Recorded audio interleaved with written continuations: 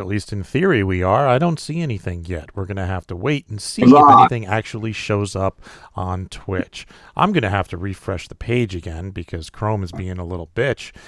So let's do that. And we refresh the page. And we have audio. Excellent. All right. And then Dementia Radio now. And recording in 3, 2, 1. Recorded live on DementiaRadio.org, it's the Funny Music Podcast, brought to you by TheFump.com, where you can download new free comedy songs twice a week. Now, here's your hosts, Devo Spice and the great Luke Ski. Hello, everybody. Welcome to the FuMPCast. This is Devo Spice. Luke Ski has to work tonight. He might be joining us later when he gets back from work. In the meantime, we are just going to do the show and hope he can join us later. Joining me this evening are Shoebox of Worm Quartet because he posted a song. Hi, Shoebox. I did post a song. Hi. And Insane Ian because he was with me at the cool event that we're going to talk about this past weekend. Hi, Ian. I was, and now I'm here now. Yay. Here now, aim, how, now, how, what, who, words. Wow, Words. Indeed. Words. I'm good. And I think you should just do that for the whole show should just be that, and then and then we're out. Yes.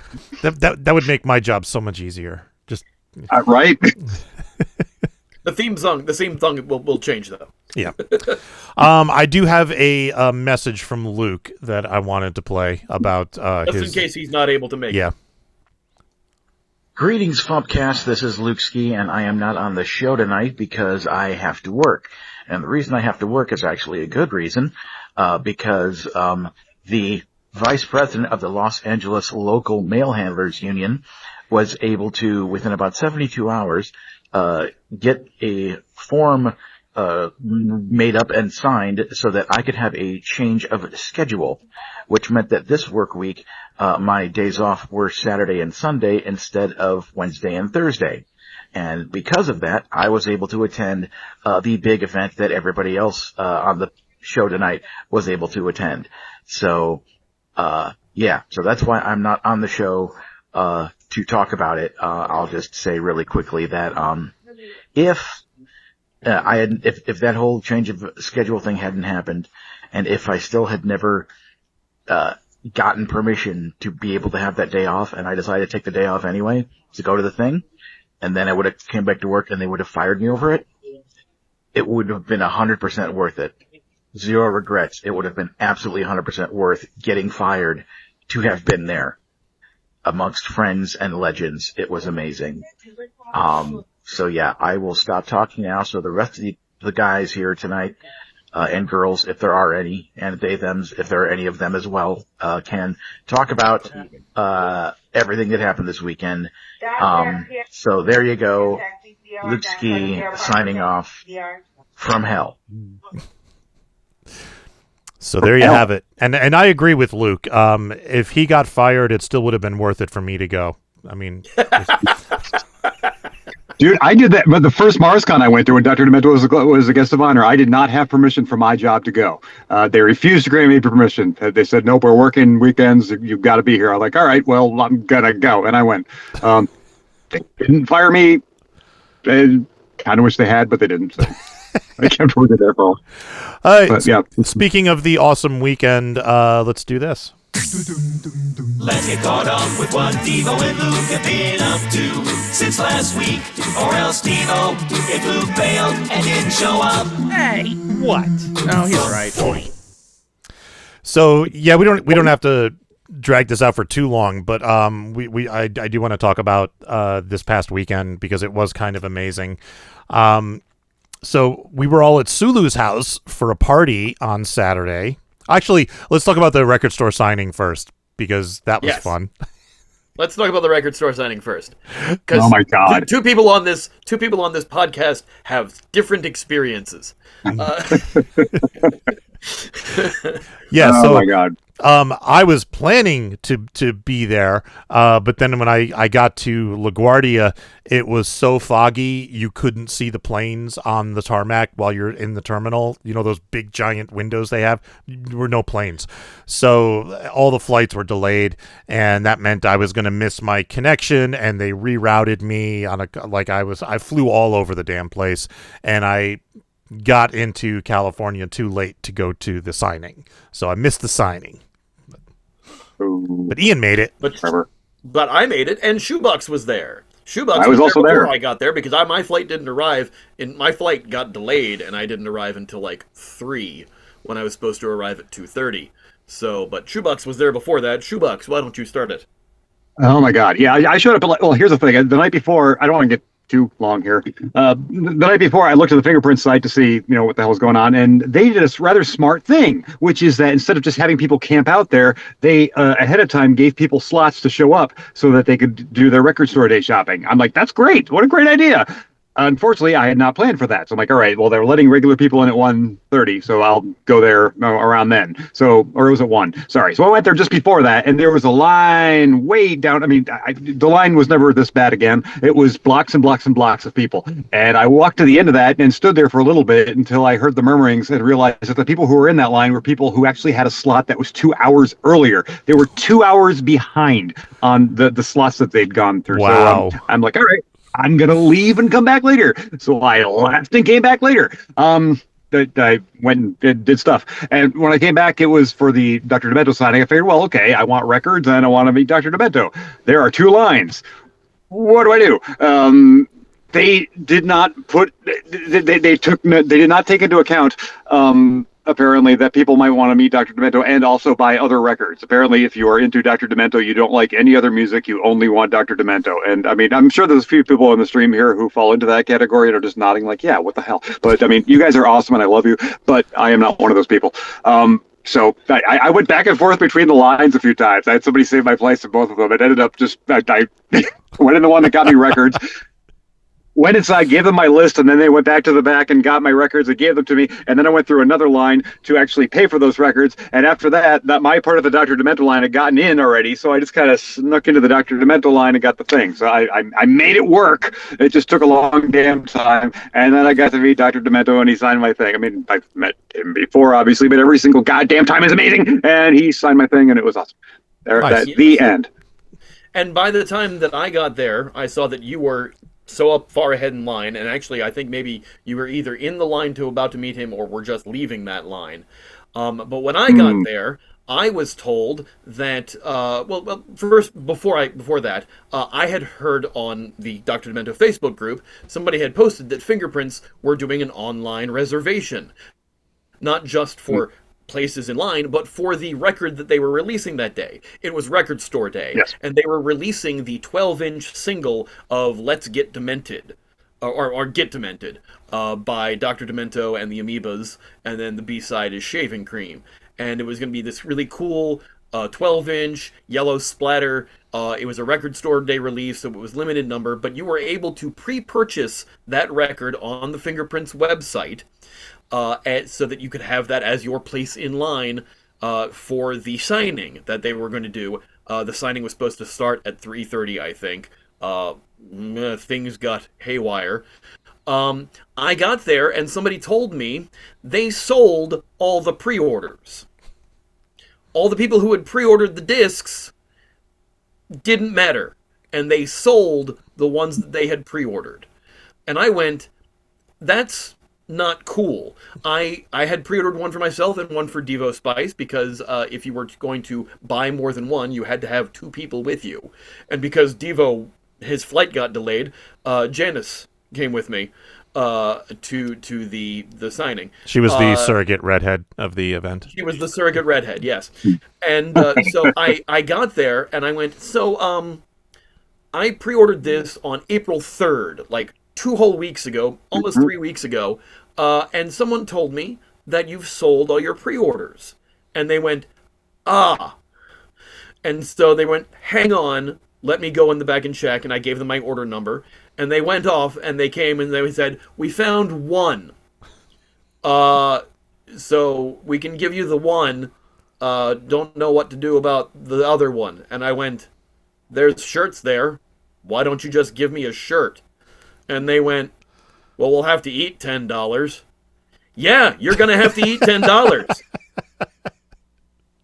Yeah, you goddamn right you are. So they gave me the record and the shirt. I got the shirt for Devo, but unfortunately I got it the size too small. Yeah. But I went and got in line, and I'm standing there waiting in line. And as I'm standing there waiting in line, Garrett Top and another member of the Radioactive Chickenheads are walking their way through the line playing Fish Heads. And they played Fish Heads twice, and as they worked over to me, they started playing Psycho Chicken. And I joined them because, for some reason, for a band called the Radioactive Chickenheads, I was the one who could do what the fuck. So that's what I did. He kept pointing to me to do it, so that was great. But like, it was like 5 o'clock when somebody finally came through the line and said, "Okay, so who has bought the record for an autograph? Because we're running out of time. The next thing has got to be here. So we're only going to take the people who have bought the record in to sign, and everybody else, you have to wait. And also here, why don't you tell me your name, and we'll put it on a Post-it on the record so that he knows what name to sign for." And, they split the thing open for me. Why didn't you do that hours ago instead of waiting until 5 fucking o'clock? So finally got wandered in. Barry was surprised to see me. He's like, "Oh my God, Insane Ian," because I don't live anywhere near here. And I was like, "Yes, I'm here for the signing." And he signed. It was very gracious, and was always, of course, like Shoebox says, awesome to see Barry every single time. And so did get at least one record signed. Insane Ian, Stay Demented, it says on there. So that was cool. But the whole thing with the store itself was a bit of a cluster fump. Yeah. So that was neat. They're like a legendary store, but yeah. What was that? Thank you for giving me the background that I didn't about it being record store day and stuff. I just kind of assumed that everybody knows everything. So sorry. Yeah. Appreciate That's okay. I think there may have been some complaints. details that we knew that we were kind of leaving out because we knew. Yeah. So Right. But so like right after I got that signed, I was like, okay, cool. Well, bye everyone. I have to go pick up Devo Spice now. And drove to the airport and picked Devo up. Yep. I got my pre-order. I mean, I was there earlier, of course, but I did in fact get my pre-order. And I saw the chicken heads. Derek came up to me and talked to me for a bit, and then I couldn't quite make him out because my hearing sucks, and he was talking through a carrot. But Zeb told me after that he'd asked me if I wanted to join them in singing Fish Heads, and I'm like, oh shit, okay, well, I guess I'm doing it. So I like they started playing Psycho Chicken and I just started singing along, so they kind of gravitated over to me, and and then I did the What the Bucka, and they were like, okay, no, you're doing that now. So they could like cut to me immediately. They would just turn. You bust with a carrot. I did. It was neat, and another chicken playing a ukulele. It was cool. But it was kind of a fun gathering, at least of people that we all knew. But like somebody I knew in line was like, "Hey, Ian, did you pre-order the thing?" I was like, "Yeah." I was like, "They're giving out these pieces of paper instead because they sold through all the pre-orders." I don't understand selling through the pre-orders when people and today, you know how to take the reservation. You don't know how to hold. I knew somebody was going to Seinfeld this crap. I knew it. Yeah. So it's like my favorite bit from Seinfeld. Though. Yeah. Today in my spam folder, that day apparently I was sent a cancellation email. Where my order was canceled, and they were telling me that when they were ringing me up in every air quotes, ringing me up for my record and T-shirt that they were eating $10 on. That the order had already been canceled, and I went, I didn't cancel it, and no one told me. The email went that day. Oh my God! Well, they know what they're doing. Did my internet just die? God damn it! Dick. giving them a good review on Google. But anyway, that was that portion of the day. The record store signing, which was, It's going to be one of those nights, folks. come in, and then we drove to Sulu's for a house party. I apologize. I've got the mental image of the pile of dicks. That's not hard, but wrapping the pile of dicks in a sack of balls. Yes.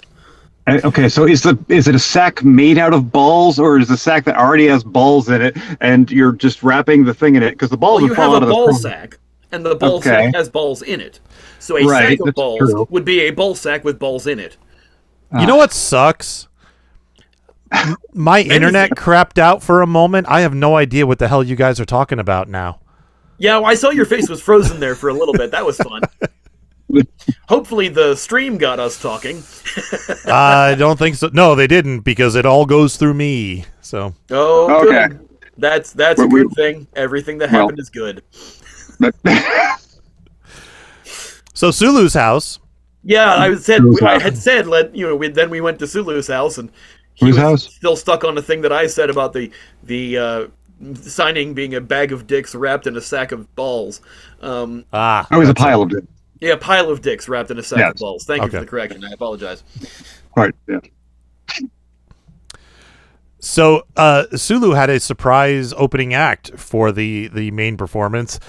She actually called Tom T-Bone Stankus, who was in Hartford, Connecticut, and they hooked up Sulu's phone to the sound system, and he just played over the phone, and it worked out better than I was expecting it to be. The sound quality was actually really good. It was decent, yeah. And it was she cool did get a hearing phone him call perform. at one point during it, so it was interrupted by call waiting at one point. That was amusing to me. Yeah, but we were starting off a house concert at Sulu's, and suddenly live via satellite, audio only, was Tom T-Bone Stankus, and that was really freaking cool. Yeah. And of course he did Existential Blues, and I think there would have been a riot if he didn't. So. Mm-hmm. Yeah. Riot at Sulu live, is the name of my next right in album. front of us, but not in front of us, because also in Hartford. That was so crazy. I took a picture during that, because I took a picture of just everybody just staring in rapt attention at an empty microphone. It was just it's kind of awesome. Empty microphone and a speaker with Tom T-Bone Stankus' voice coming out of it. Yes. Right. That's so awesome. She should have gotten one of those cardboard cutouts of, just to have him stand up there. Oh. Yeah, I was like, did Grant bring any puppets? I mean, and then the main event was Andy Corwin performing. Andy Corwin, who I first knew from The Foreman, I was a huge fan of The Foreman back in the 90s. And then he also did a project with Steve Goody called Actual Size, which he explained during the concert came about because he was trying to get the Foreman back together, and the other three guys had no interest. So then he was like, fine, I'll just start a new quartet, and the best he could do was a duet with Steve Goody. So that's where that came from. The best he could do is a duet with Steve Goody. Still is something to say.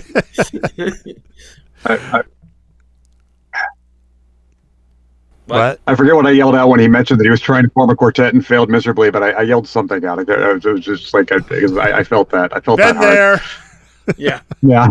Yeah, I think it was been there, yeah. But yeah, he was great. He did a lot of good stuff.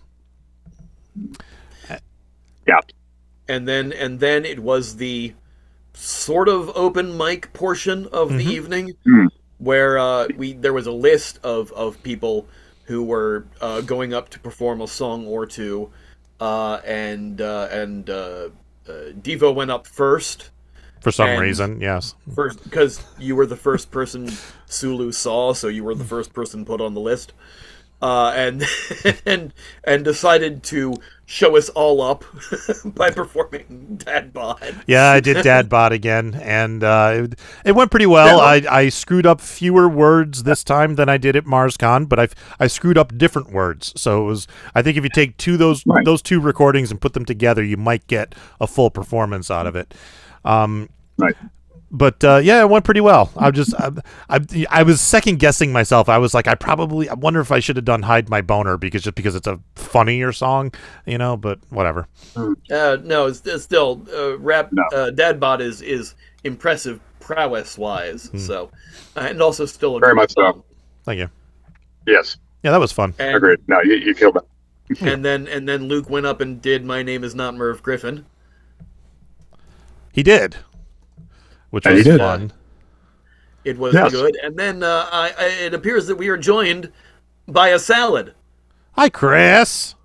Caesar or no? Et tu, Bluto. No, that's not it. Yeah, sorry. Oh gosh, I got waylaid by blues band that arranging activities, and then I looked and saw the email and I thought,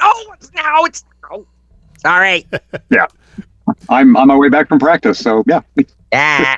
By the way, I forgot to mention the title of this week's episode is Amused Songs. And again, the random word generator is just blessing us with appropriate responses. That is the most appropriate random title of an episode for the FuMPCast ever, I think. Because as you know, the whole genre of the blues is anything but amused songs. So Indeed. there you go. I was going to say, I think that counts. So to catch Chris up, we're talking about the awesome weekend that we experienced, and we're up to Sulu's house party. What weekend? Did you have that much fun, Chris? How much did you drink this weekend? I think I've had more since I got home. Believe it or not, yeah. In the airport right before the plane, we did pretty good. But you won't see us on YouTube, I promise. We were very nice. We do that. We respect people. So it was Devo, then Luke. I forget who all was after that, but various and sundry peoples that we know went up. Tony Goldmark did Smugberry Pie. The Needle Juice people went up. So Jace and Kendra and Austin went up and performed songs. Austin did his Procreation song, and Kendra and I did the spoken word portion, which I decided to do as a dramatic reading, and up until the part where I'm, reading out the orgasm part and just started screaming it. Blew out my voice. Being dramatic at that point. Blew out my voice almost immediately. Of course. And then I did two of my short songs. And then, and Chris and his cousin, Arlen, performed. What was it? Fuzzy Bonnet. Bonnet. Yeah, that was very cool. Yes. That was very cool. Definite Enjoyed that. Craig song. Definite Craig song. You better go out and dress in layers. We want, like Randy. Or Kenny. Either one. But yes, and your cousin said to me, oh boy, I really liked hanging out with you people. Hopefully, I'll get to work with some of you. And I went, after that performance, many people will be contacting you for vocals. Yes. We figured as much. She's a belter. Yeah, she is. Great voice. Obviously, can tell that you two are related, because not only genetically are you both musically equipped, you also wore the same shirt at some point. This is the shirt you're wearing now, actually. I have no clothing. That's why. Because I've gained weight. But we had Sulu did a new song and recruited some of us, or as I like to say, voluntold us to do something. And we all got dressed up with bee headbands to dance as bees during her bee song. And that was amusing. I don't know how I got out of that. You just didn't go. Somebody, No. She did say to me. She never told me to do anything. She did. Oh. You were standing right next to me when she told all of us to do it. Oh, And after it, she went, where's Devo? Oh well. Somehow you managed to not do it. It didn't register when she said it then, because I don't remember her telling me, but... But, so we went up there and we just danced goofy. for her song, which is what she wanted. And Lindsay did First of May, but she this time said, and which is an amazing performance. She's always great when she does that. But everybody was clapping along like from jump, so she had a rhythm to go with because she was doing it a cappella. And she, like, by the end of it, she was like, this time it was like a religious experience. So that was a lot of fun. And then Sea Monkey sat down at the piano and started adjusting it. And I was like, oh, I didn't know Sea Monkey played the piano. And I got up my phone and I started recording. And he's got the mic and he's like, is this thing on? And there we go. And then he plays a couple of notes. And then he goes, okay, how many of y'all thought I was actually going to play this fucking piano? And he got up and walked away. And that was brilliant. So brilliant. Yeah. So good. Just the perfect timing on it. It was great. And I was so happy I caught it on video because I completely forgot. I did. I was going through all of my photos and stuff, but I was sitting right there when he did it. So I have it on video. But God, that was amazing. Funny. It was really funny. And then he got up and did like a brand new parody that he's written, a parody of a Wet Leg song, which is great. Mm. And more people played, and then the evening wound. Lay down. I went on at some point too. Lay down. Oh yeah, Shoebox. Shoebox did a very inside baseball song. Lay down. All I can hear is lay down. I'm sorry. All I can hear is lay down, lay down, lay down. Hi, I'm babysitting. I'm dog sitting my daughter's dog, who's a fucking psycho. Yay. I was saying Shoebox opened with a very inside baseball song. The Rothschilds cover song about, which I hope somebody got on video because God, it was great. And only like the people who are in the chat for the event like understood the joke. I figured everything there was in the chat. I did think Ross was going to be there. I was kind of, I was like, oh, he's not here, but whatever. I had... Go ahead. You got? I was gonna say I said go ahead, but he had a gig Saturday night, so he had to fly on Sunday morning. So, but yeah, no, he had he did a little song that he just kind of recorded a cappella and threw into the chat, which was a little cuck and balls, something like that. And when he recorded it had a waveform thing on it, and I'm like, wow, you just sang a waveform that looks just like a fish in a condom, because that's what it looked like. And then he responded with that by another song saying, oh, fish in a condom, he did that thing. So I liked that, so I spent a few minutes like putting together a backing track for it and premiered that as a little 10-second tribute to Rothschild at the thing. So yeah. Yes. And then you did. I was in the pit. I was in the Weird Al pit at Riot Fest, which was amazing. I did. Thank you. That is the first time I've ever performed that live. Excellent. Oh, really? I thought that went great. I haven't done a Worm Quartet show in months, man. What was that? I haven't done a Worm Quartet show since my Farewell to Rochester show last summer, I don't think, or whenever that was. I don't remember when it was, but I was at that. I've done like me. Yes, you were. So you have seen my last two performances. All right. But very busy with the Dead Rat Disco. And then Ian and I had a long night. Yes. So after we left Sulu's, we took Janice to her hotel, and we got back to ours. And as I'm taking my socks off, I'm like, hey, my ankle looks like a cankle. It's a little swollen. Gee, it hurts to touch it, and it's warm to the touch. And my hypochondriac ass is like, oh God, I hope it's not a blood clot. Maybe we should go to the emergency room. And so we did. And so we went to the emergency room in Long Beach. Got there at like 2 a.m. and were there until 8 a.m. after they drew blood and gave me an ultrasound on my legs. And they did that stuff very quickly. And then I waited around for 4 hours to get the results. They said, we're going to take you to a room now. And instead of a room, they just put me in a hallway. Yeah, that was a very makeshift room they put you in. Yeah, here's a divider in front of you and behind you, but you're in a hallway where people are walking through. That's not quite a room.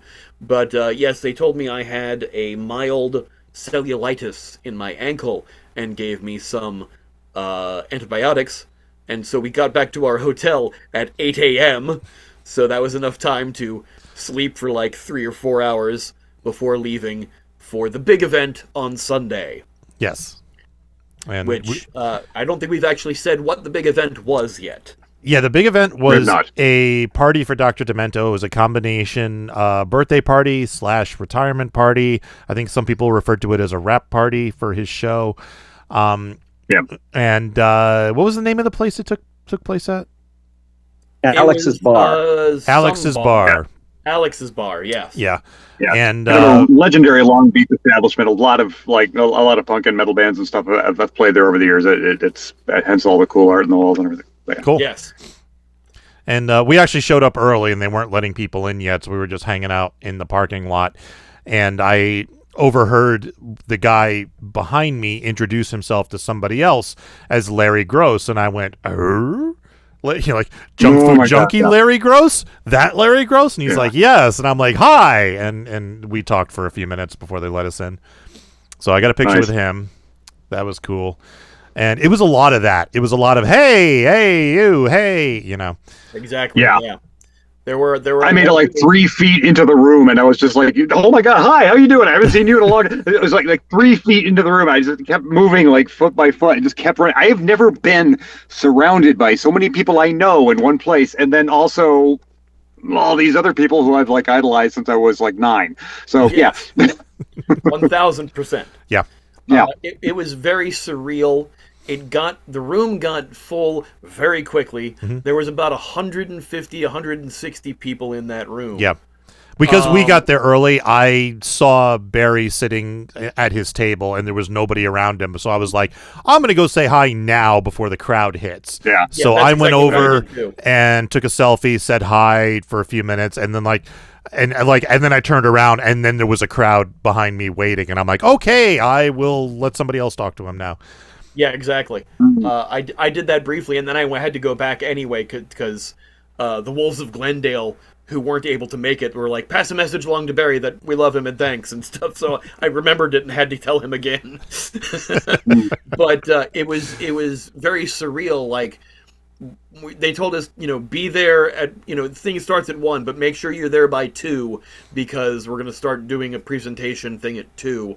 Which actually didn't go on until like 2:20 because there were so many people there. But like as you're standing there, you're like, okay, holy crap, Bill Frenzer just walked in, and here's a whole bunch of people who were on the show, and Bermuda, Al's drummer, is milling about, and is that Emo Phillips?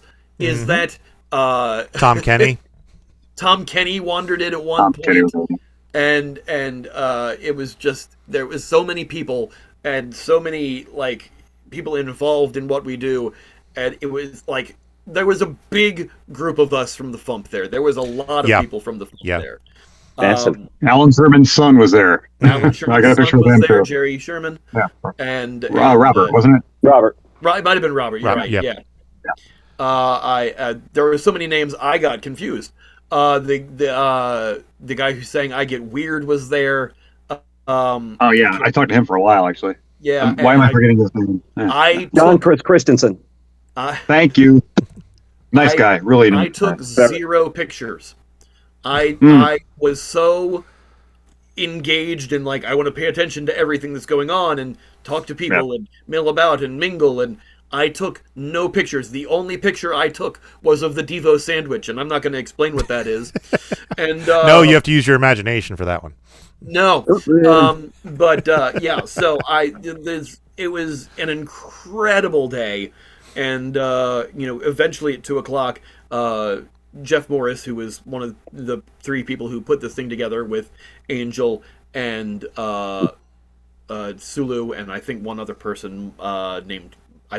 Musical Mike put this together, and Jeff got out there and started doing speeches, and then he was like, I've got to get my thoughts organized. Let's have other people get up and say things about the show, and Devo went up first. Yes, somehow went up first again. I don't know why I kept going up first, but I had put together a short speech about how it's an interesting thought experiment, how different my life would be without the Dr. Demento show, and I mentioned that most of my like best friends were there. My wife had a Weird Al collection when we first met.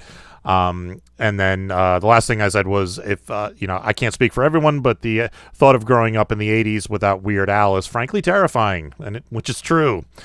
So yeah. Yeah, you said pretty much everything. You gave your speech was incredible, and a lot of people kind of started wandering out after that because you kind of said everything. I mean, a lot of people in that room could relate to every single goddamn word you said. I'll just say that. Yeah, and a couple people did kind of echo the same sentiments in their speeches. I know I did. And Luke was pissed that I said what he was going to say. Because that's what I do. As usual. Yeah. I was pissed that Luke said that I was going to say. Yeah. So sorry, Luke. I was pissed because you usually steal my ideas. Yeah, I know. Yeah. I just gave up. Refocused on somebody else. But yeah, no, it was just kind of an incredible evening. We had people getting up talking who were on the show, people who were just fans of the show. Kevin Connolly went up and talked about how just as a listener the show impacted him, and it was just tons of people. The Radioactive Chicken Heads got up there in costume. Mm-hmm. And it's funny because I was talking to Lewis and Beth, Consortium of Genius and Bad Beth and Beyond, and they brought their costumes with them, but not to the event. And they were like, we didn't think this would be the appropriate place to show up in costume. And I was like, yeah, that's probably a good idea. And then I see the Radioactive Chicken Heads over there. I'm like, oh, okay, maybe they could have. So they might have been able to. And Tim Cavanaugh went up there. Tim Cavanaugh blew me away. He and I live in the same city. We live in Chicago. And he saw me and he's like, oh my God, Insane Ian, it's so good to see you. Can I get a picture with you? What? And he's like, yeah, internet famous, man. And I'm like, a song of mine? And I died for a minute. And yeah, he seemed very happy to see me, gave me a big hug. And also Henry Phillips was standing right next to him, so I got to talk to both of them at the same time. I said this to Tony Goldmark. Henry Phillips and Emo Phillips are both here. The brothers reunited. Yeah. I'll echo that about Tim Cavanaugh because the same thing. He gave me a hug. He wanted to take selfies with me. I forgot to ask him. Yeah. So I messaged him after a day or two later. I said, hey, I'm sorry. I totally forgot. Would you mind sending me the pictures? He said, oh, fine. Then I went up to him later on and asked if he would mind coming home and saying hello, meet my wife, Mrs. Salad. And, oh, she's here. Oh, great. Come on. And he was so gracious to my wife. And I found this, after we've interacted with Tim over the last maybe decade or so, it doesn't seem to me to be a glad-hander. He's not a glad-hander. I really think he is sincerely that sweet of a person. Absolutely. Yes. And absolutely. 100%. Just, he brought up specific things of me to my wife that, he knows that. Oh, wow. What a gentleman. What a, what a mensch. Consider him a friend, Yeah. Yeah. But you remember the last time he saw me, which was, this is weird, but Kim and I went on a cruise, and he happened to be the comedian on the cruise we were on one night. And I'm like, I know that guy. And I texted him. I'm like, hey, you're here. It's like, so we had lunch at one point. But that was just very random and very cool. And he remembered that. So, talked to him for a bit. It was that's really wild. Nice guy. I agree. Isn't it weird? I love that. That's amazing. Yeah. I came this close to meeting Emo. Yeah. Unfortunately. I did talk to I got his attention. I said, excuse me, Emo. And he started to turn around, and another guy I had just met walked up to him, more like this, and I was in the back here. He started to turn around, and the guy just started talking to him, and he just kind of turned to me, and he gave me like an excuse me like that. And I went, yeah, absolutely, no problem. Take your time.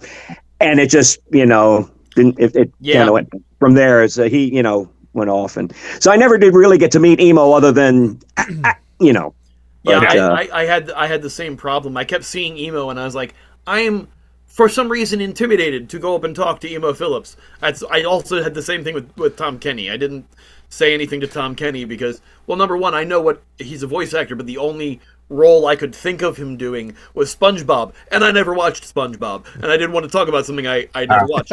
So I was like, I know he's done a lot of other work, but I can't think of it right now, so I'm not going to go talk to Tom Kenny. But like, I saw Emo, and I was like, I wanted to talk to Emo, didn't get a chance to. As he was leaving, he walks by me, and I go, oh, bye, Emo, and he kind of waved, and Blaine Capatch, who is another stand-up comic, walked by me, and I was like, I had to stop Blaine. I was like, man, I am such a big fan of yours. He's like, yeah, I'm just here to give Emo a ride. Henry introduced me to Blaine. Yeah. I was like, okay. You know, Henry's another one who is like a really stand-up super dude. Yeah, he was asking about my father and everything, you know, just because he remembers from FuMP Fest, my father driving him all over the place. Yeah. Remember we all went to breakfast that one morning? Yep. Yes. Yeah. Yeah. Yeah, he remembered MarsCon when he got into he ended up having a fight with a Klingon. I forget if it was like a pool noodle thing or what, but yeah, I got video footage of him fighting a Klingon with like a pool noodle. he brought up so the high point of that convention for him. Go ahead. I'm sorry. He brought up that MarsCon while we were standing there. He's like, it was such an amazing thing to be at MarsCon the same time as like a hunting convention. Yes. It was great. Yeah. And there were some there were other people there not necessarily demented, sort of, but tangentially related. Another gentleman I saw all afternoon and forgot to say hello to, I wanted to meet, was he is one of the primo record collectors and dealers in the country, and that's John Tefteller. Some famous person who had 8 million records, and this guy went and bought them, and now it's, he has his lists and his auctions and stuff like that. This guy is one of the, along with Barry and a couple other people, one of the big record collectors in the country. And, me being a record collector, I was like, and I forgot and the other one was, did anybody else talk to Harold Bronson from Rhino Records? No. I didn't even see him. I didn't know he was there. The thing is, everybody had name badges, and we weren't like mostly seeing these people on site. Yeah. Some people we were like, who are you? Oh, name badge. Oh, good. Right. But even with there were a couple people who I didn't know they were there and I only found out afterwards. Like Damascus was there for a short period of time. And like I would have loved to have said hi to him, but apparently he stayed outside on the patio for most of the time, and then when the speeches started at like 2:30, he left because like it's just not his scene. I talked to him afterwards. You did? All right. I talked to Damascus because I knew his real name. I talked to him afterwards.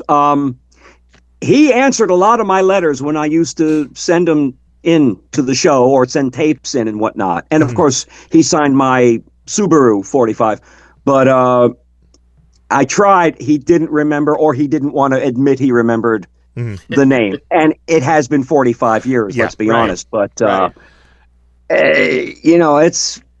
I just said, hey, listen, thanks for, you guys were so welcoming to the letters I sent in and everything. And I guess there was something that occurred that made him want to go do his own thing and disassociate himself from the whole dementia thing I think, for many years. Yeah. But, I also don't think he handles crowds very well. Sure. But the other person who I didn't know was there, who I would have loved to have spoken to, is Bud Latour, who was Mike Elliott and Bud Latour were Guns N' Moses. They did We Love Barney Fife and I Want Your Socks and Bud Latour was there, and I was like, I didn't know he was even there until like the following day. Bud Latour name. Yeah, I saw the name badge and I was like, that seems like a name I should know, and I don't remember. So, oh well. Yeah. But still, I forgot to talk to Bill Frenzer too. There were so many people there. I talked to him very briefly. Somebody has a picture with me and Bill Frenzer. I didn't get that. Oh, I have. Did he with you? Oh, this is great. I was talking to Bill Frenzer, and we were talking about FuMP Fest, and he says, when was that? And I said, that was 23. And he goes, no, wasn't that long ago, was it? And I was like, yeah, it was 23. And so he's like, he's looking at me like I'm really confused, and I'm like, and then like he walks away, and like 20 minutes later he comes up and he goes, "Was that really 23 years ago?" And I went, "No, 2023, 3 years ago." He goes, "Oh, of course, okay, yes." Wow. He's like, "I thought I was losing my mind." We old pumpers get around. I do. Yes. I think it's funny. Luke said this. I think he said it to me and a couple other people. Other than Bill Frenzer, he was the highest ranked. Yes. Most requested artist there, because he's number 4, and since Bill was there, Bill was number 3. So the highest ranked 2 people there. Yeah, Al couldn't make it because he was had a recording session, and Bill Mooney wasn't there. I don't know what the story was there. Apparently, Bill Mooney had like a name badge. And Yeah, some people I saw his badge. said they saw Bill, and I never saw Bill Mooney there. Oh, okay.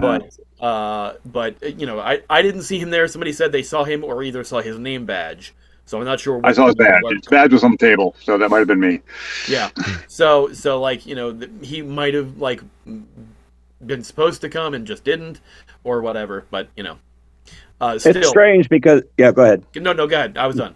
Well, I was going to say, it's weird. I mean, he's obviously was aware that it happened because he liked my recap post on Facebook. Right. So. Yeah, no, I mean, honestly, there were so many people, like I said, it was like 150 to almost 200 people there. Talking to everyone was just nearly impossible. Mm-hmm. There were so many people who were sidekicks on the show that I don't think some of us had even met before. Because Yeah. Laura was there. Yep. And Frank from the bank. And Jerry Carey. Yeah. Jerry Carey was there. And obviously Sulu and Jungle Judy and Beefalo Bill were there. Yeah. Yeah. Oh, and Robert Young, who was one of the producers of the show, or right when Yes. it. Oh, that's right. Yeah, he's in the Facebook group too, and he did a speech too, and he was there, and so it was nice to finally put a face to the name that I've seen a bunch, and yeah, it was just so much going on, so many incredible people, a cacophony of noise in that room, because everybody's talking to everybody else. It is dementia sensory overload of just people going, "I know that guy," and "Holy crap," and "Wah," and yeah, it just.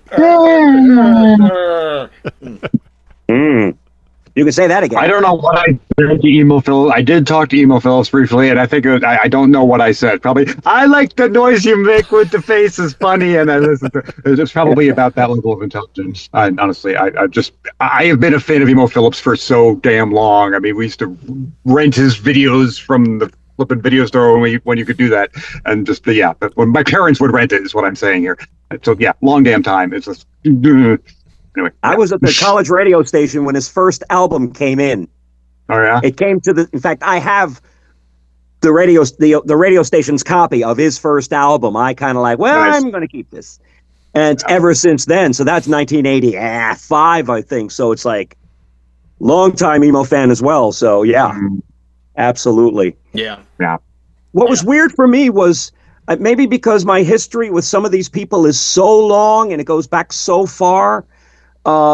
Damascus notwithstanding, was that a couple people came up to me from, instead of me, I would see somebody.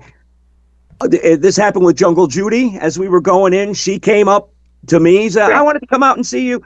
And Robert Young, the same thing. He came up to me and said, "Hey, I wanted to say, how you doing?" Like, "Hey, Yeah. I guess it was all that writing letters when I was 14, 15. I was a big letter writer when I was in my teens. I did a lot of fan letters, a lot of correspondence. I did pen pals, that kind of thing. Written communication, I did a lot of that. And that, I suppose, is how I developed that familiarity with all the demented people and everything. I mean, one of these days, in a box, in a Tupperware tub, I think right over there in my basement here, I have all the letters from the doctor. I have all the letters and postcards I've gotten from Al including those when he was in the mailroom. It's on Westwood One, letterhead, and it's written Al Yankovic over the thing. So all that stuff's. I got to maybe take that stuff out and kind of take stock before I get too old to remember. It's like, And I don't know, maybe scan some of it. I don't know if you guys want to. Yeah. You think people would want to see any of that stuff from 1979, 80, 81, 82? I think archivally, the people in the Dr. Demento Facebook group would love to see it. Yeah. Yeah. Okay. But yeah, that was the event. I mean, more people went up. A couple people did presentations. Chris Bay gave Barry the original sheet music from the last recording of Cocktails for Two from Spike Jonze's family, and then there was a big cake from Hanson's Bakery, no relation. That was good cake. Dr. Demento. That was really good cake. It was really good cake. Shoebox, I think you wanted to say something about Yes, I waited till there was just the right spot because, it has a picture of the doctor on the cake, of course, the whole thing. So I waited until some of it was gone. I'm like, all right, now is the time. It was just about there, and I cut myself a piece, and I got to eat the doctor's left nipple. Yay! The whole reason I went. The whole reason I went. You flew all the way across the country. Yep. To eat a nipple. Across the country to eat a nipple. That is the sequel to I was in the Weird Al pit at Riot Fest. I ate Dr. Demento's nipple at his party. You bit William Shatner and you ate Dr. Demento's nipple. Yes. That is the best. It was an incredible day full of dementia and dementia fans, comedy music fans, of course honoring Barry. Barry, who was sitting off in the corner, and was actually, just everybody was able to go up to him and talk to him, and people were talking to him from the stage or going up to him before the presentation, and he just seemed to be just elated. He seemed to be having just the best time. Mm-hmm. And of course, at the end, once everybody had done their presentations, they passed the mic to Barry for him to say something. And of course, gave us a Stay Demented, of course, and which is just a day full of amazingness. And what a way to honor both his 85th birthday and the 55 years of the show. Yeah, absolutely. And there were so many different ages of people there. The age range was incredible. I mean, from I guess maybe like Angel and Nissa, maybe they're 20. They're in their very early 20s, up through Barry's age and maybe beyond. Yeah, late 80s, perhaps a couple folks, I would imagine. That's how universal his friendship and his influence, his sphere of influence is. It's, I don't know if we all really, we discuss it. I know we discuss it internally, and sometimes it gets discussed on the group as well. But I mean, for the casual, I used to listen in 1977, Frank Zappa, Titties and Beer, or BP's and Beer. How much that influence has permeated our culture without, I think, a lot of people realizing it. They'll go, ha ha, hee hee, ho ho, without realizing how massive this is. I mean, it ain't the Beatles, it ain't Michael Jackson, granted, but it's still, I think, as pervasive in a good way. Absolutely. Like to hope so, anyway. Yeah. I 100% agree. Yeah. So I have something I would like to do if I can figure out how to pull this off technologically. Spaff, while he was there, had everybody who was on the show or adjacent to the show autograph a copy of Dr. Demento's Delights. There are a handful of autographs that he doesn't know what they say or who the person is. So between the two of us, we've managed to figure out most of them, but there's like 6 or 7 of them. So what I'm going to do is see if I can. All right, I need to make Zoom not full screen anymore. Okay. And now I need to share. Allow. Oh, crap. Am I not going to be allowed to share? Let's desktop 3. If you're waiting for my permission, you have it. Yep. And I don't know who that. I don't know who's That seems to be signature Doctor that Who is. something. That's, There we go. that's one of the Doctor Who companions. Okay, so you can see Spaff's autographs, right? Yes. Spaff's graphs. Yes. Spaff's graphs. Okay, so and I'm looking at the chat to make sure. Okay. So the ones in red Loose are the Bruce ones. Kerr, that was his name. What? Yeah, Loose Bruce Kerr. The ones in red are the ones that we can't figure out. This one in particular up here, I've seen that autograph before, and I can't place it. Do any of you know what either of them are? I don't know. This one or this one? They don't look familiar to me. This one, I know I've seen it somewhere before, and I can't place it. It looks like a dude kicking Cookie Monster down the stairs. It does, yeah. So then there's... Well, that says leaping something. Yeah, leaping Layla? It might be Leaping Layla, but we don't know who that is. Yeah. Does that mean anything to anybody? No. And Can you? then Can there's you pan to the right? To the right?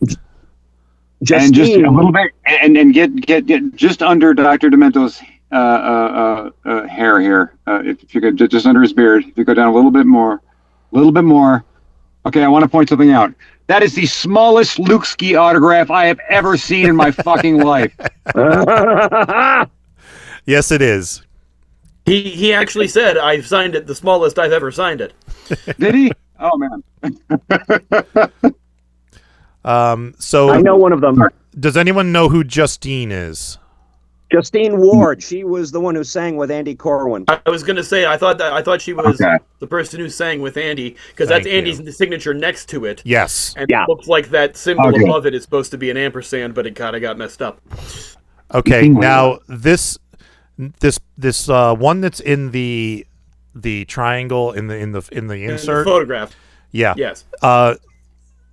That clearly says the amoeba people on the right, but I can't make out what the first word is. And I looked up the names of the people in the amoeba people, and none of them look like that. Oh, who the heck? Yes. What were their names though? Because I remember somebody being there. I talked to a couple of them, and I can't remember. So we have Ray, Ryan, and Dustin. Does that look like any of that? Well, it could be either Ray or Ryan, because it looks like it might be like the starting of an R, but... Yeah. Okay, I'm going to write down possibly... I'm going to write down possibly Ray. Yeah, it's probably Ray the Amoeba people. Yeah. Oh, you can call me Ray, or you can call me Jay, or you can call me Ray J, or you can call me JJ, or it doesn't have to call me Johnson. Anyway. Okay, so... For you. All right. Expressed interest in the fun, incidentally. We might be hearing from them. Kami Kikoko, does that ring a bell to anybody? No. It's Japanese curry. Punky. I don't know what that one is either. Coco Funky. Yeah, I don't know, but I want to meet Punky or Punky. This Punky one. It looks like it says CC Punky. It's sideways, but we can't make it out. I mean, it clearly says Punky, but I don't know who Punky is. Or that's probably one of the radioactive chicken heads. Probably. Let's do this. Radioactive chicken heads.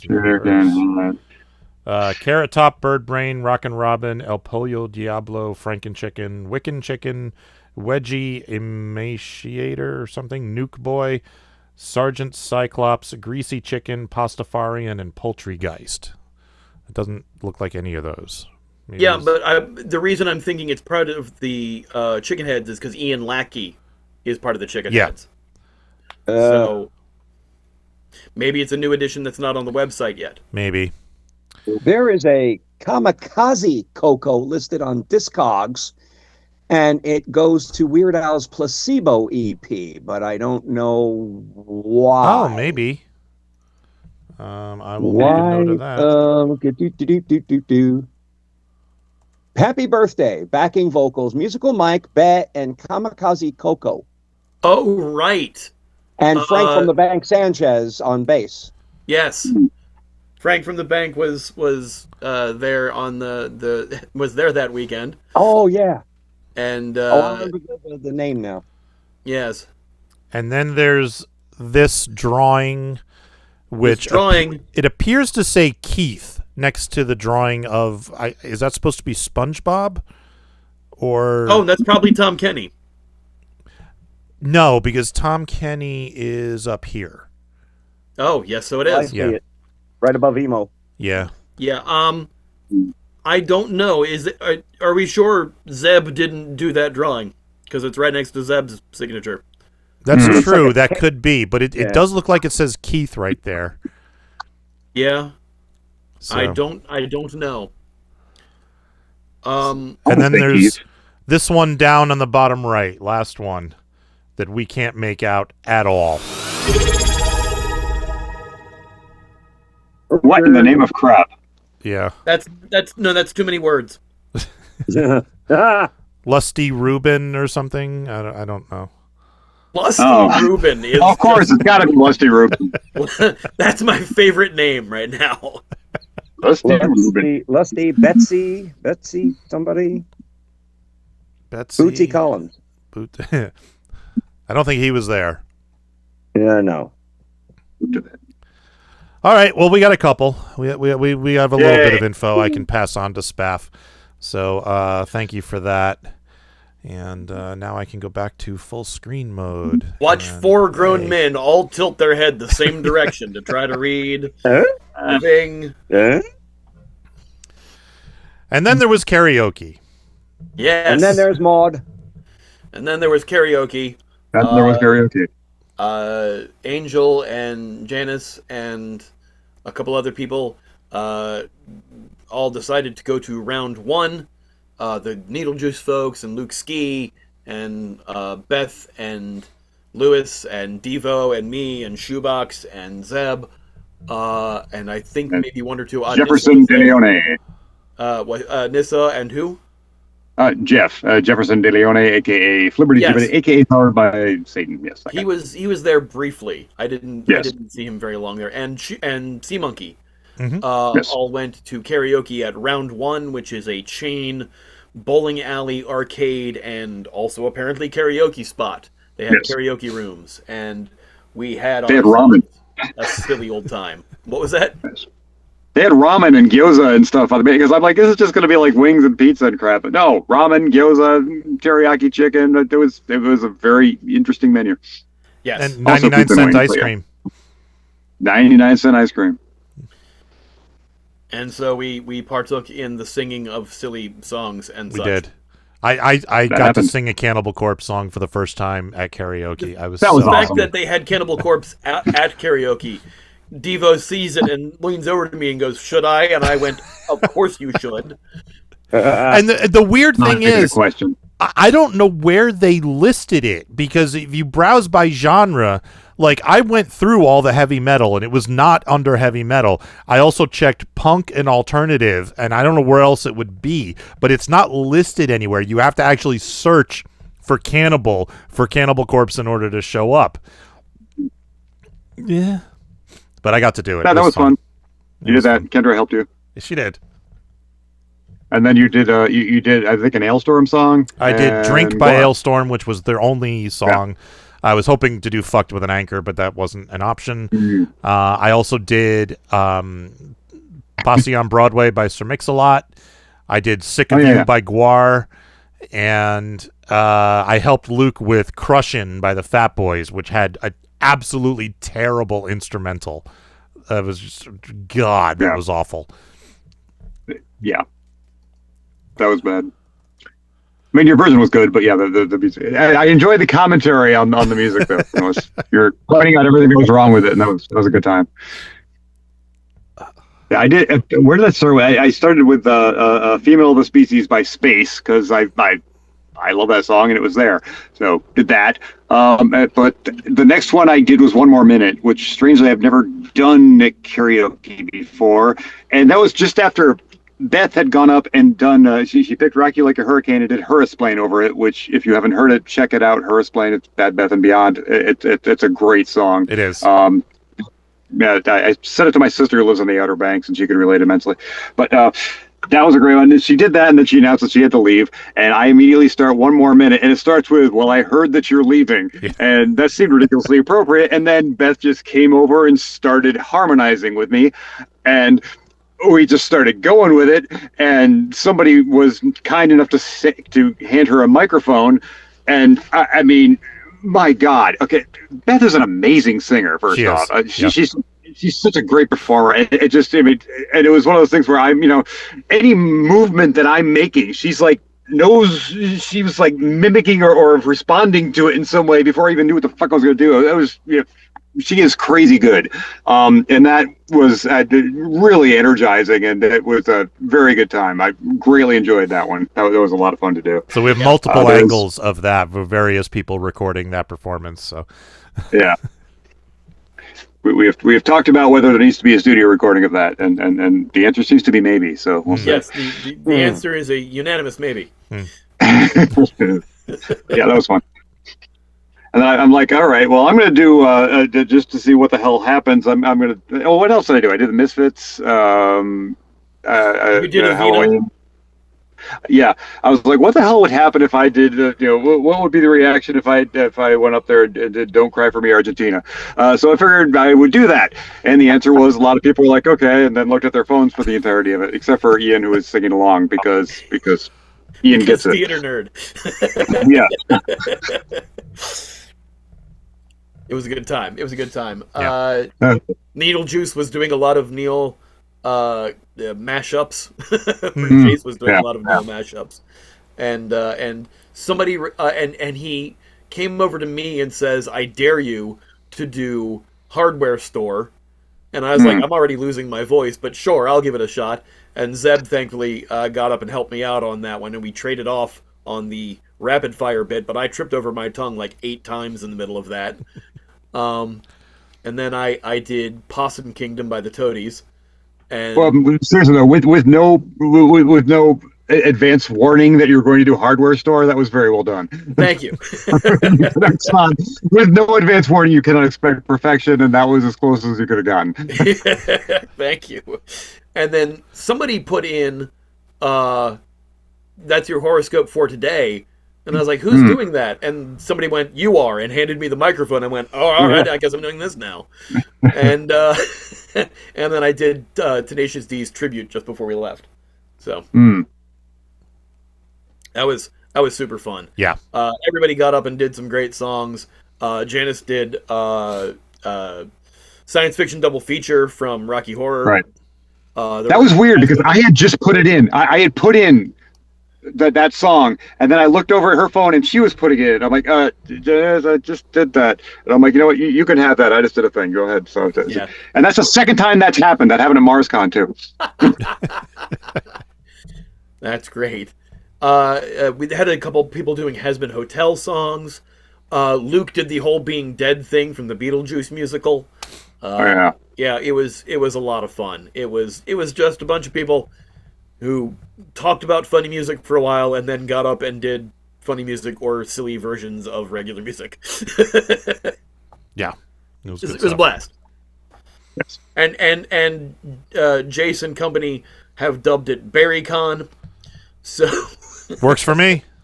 So that's what we call it now. Yeah. And then I got 3 hours of sleep and got on an airplane. Yeah, same. Yeah. We left out the curry. Chris and I did get curry. That's vitally important. That was my first time getting Cocoichi this year. I managed to get it last year in London, so I mean it needs to happen on at least a yearly basis. Too, didn't we? Yes, so I had it twice last year.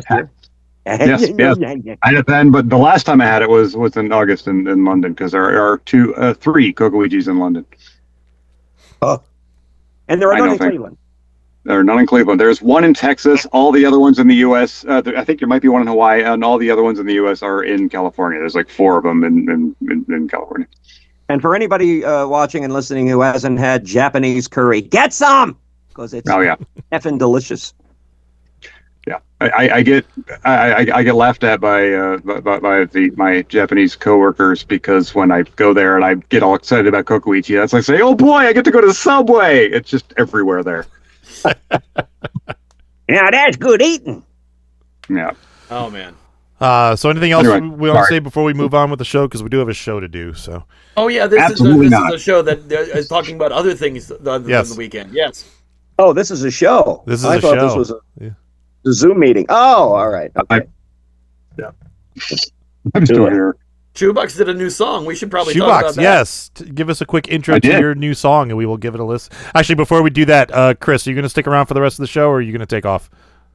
Yeah. All right, then. Oh. I agree. Great to see everybody last week. Fantastic, Yeah. wonderful time. Oh my gosh. Oh. I mean, stay demented. You know. Yeah, absolutely. Likewise. Please. Oh, I don't think we have any problem with that. So. Yeah. No. Okay. All right. Later, dude. Rules. All right. Hey. Shoebox, give us a quick intro to this little song of yours. Sure. I made this on purpose. This is based on a thing that my wife says. Whenever she gets up in the morning, doesn't feel like doing crap, and it is yet another ska punk song about seasonal affective disorder. All right. Here is Whole Lotta Don't Wanna by Worm Quartet. SAT's got a hold on me. I got a whole lot I don't wanna. I wanna put an end to DST. I got a whole lot I don't wanna. I'll just stay in bed where I'll sleep just like the dead till the clocks bring back ahead. Cause I'm seasonally affected, effectively ineffective. Snooze my alarm. It's been another 20 minutes staring at the wall. Cause what's the harm? Not gonna hit much traffic on my way across the hall to my home office for a day of meetings on Zoom. The sun's risen and gone down by the time I'm free from my room. My treadmill's covered in my unwashed clothes. I got a whole lot I don't wanna. I'm running out of pants as my waistline grows. I got a whole lot I don't wanna. I'm wrecking up chagrin. I don't play so I can't win. Phoning my existence in. Can you give me Wellbutrin to level my perspective? When blue horizons start to dull, gumption gives way to friction's pull. And though my cup was once half full, that bright perception comes undone. The time of darkness has begun. Sad as all things circadian. Light therapy's not fooling me, cause LEDs are not the sun.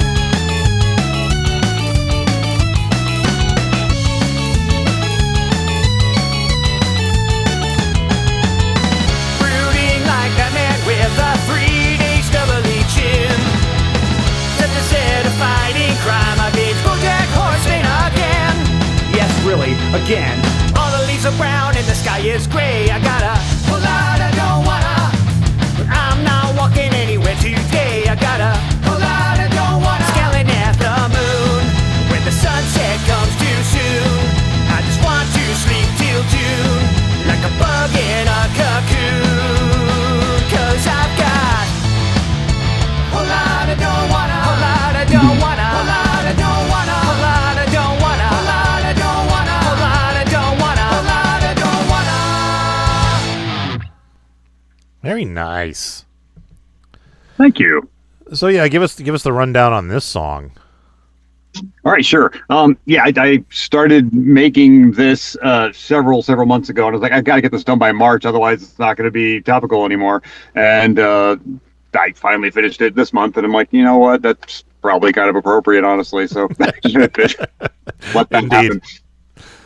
This is my one of my. I've recently broken one of my cardinal rules of musicking, which is that I don't use loops. I started using loops because I got this. I got a couple packs of loops that are like very small, these little tiny measures of stuff. So I can still, with that, I can still do my typical thing of being very anally putting stuff together in exactly the way I want it, instead of having like full long thing. So I can still build what the hell I want to with this. It's just that all these things are real instruments sampled that flow into each other really damn well. So I'm doing a mix of that as well as a bunch of bass samples that I took of just individual. The bass I'm always building note by note. and then the organ I play live on the guitar. And this is kind of the second thing I've done with that. So that is the style that comes out of that. I came up with this idea, and I'm like, okay, this really doesn't feel like a Dead Rat Disco song. This feels, my band is awesome. I can't. My guitarist Skip, I just couldn't imagine him doing doing the ska thing. Maybe I'm wrong. My drummer heard this. I'm like, dude, can we do it too? And I'm like, if you can talk Skip into it, I'm down. But it's got a really good ska rhythm to it. I really dig that. Thank you much.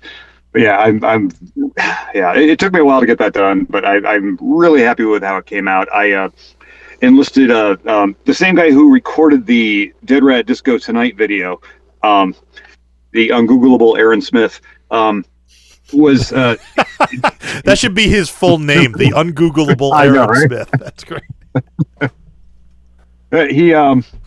He mastered it for me, and when he mastered it, he also sent me a couple things back, suggesting a couple of EQ changes and stuff like that. And I'm like, all right, that's what I need. I'm trying to get better at this kind of crap, so I did that, and I'm really freaking happy with the end result. Honestly, yeah, it sounds really good. Think it sounds fantastic. Yeah, it does. Yeah, thank you. Absolutely. So playing with new toys, and yeah, I've got more stuff. Like I said, anything that either doesn't feel like a Dead Rat Disco song, or that the band hears and goes meh, ends up as a Worm Quartet song. So that I'm hoping to have an EP of leftovers in the near future. Worm Quartet new album, songs my other band didn't want. Yes. God. That's a perfect title. Yes. Yeah, and I've always said that, like, whoever named it Seasonal Affective Disorder so that it spells out sad, I want to punch that person, because understood. It comes across as, "Aw, do you have a sad? Don't be sad." And I'm like, right. Yeah, this is a real fucking issue that people are dealing with, and you're kind of mocking it, And I probably wasn't the intent, but Jesus Christ, it comes off that way.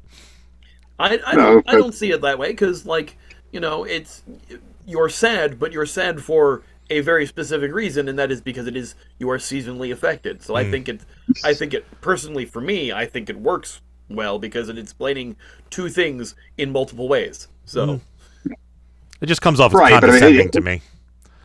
I kind of get both ends of that, because you get people who are like, oh, you're depressed, cheer up. I mean, that's a very common thing for people who think they know what depression means and don't quite do that. It is a real thing. If you have it, go to therapy or find somebody to talk to, get on medication, do something. It is a real thing, and absolutely, there are ways to get around it. Or listen to this song over and over and over, and it'll cheer you up. Absolutely, that too. No, yeah, great song, dude. Yeah, absolutely. Well, thank you killer. very much. What did Kim think of it? Oh, Kim was greatly amused by it. Yeah, she was very happy with that one. Okay. I don't know. She'd be like, "You wrote a song about me, didn't you?" Again. I crest with Jeff, aka again the Power by. We all have four names, Power by Satan, somebody Gibbet, Jefferson DeLeone. I crested his place, and I'm like, hey, how you doing? He's like, I'm doing pretty well.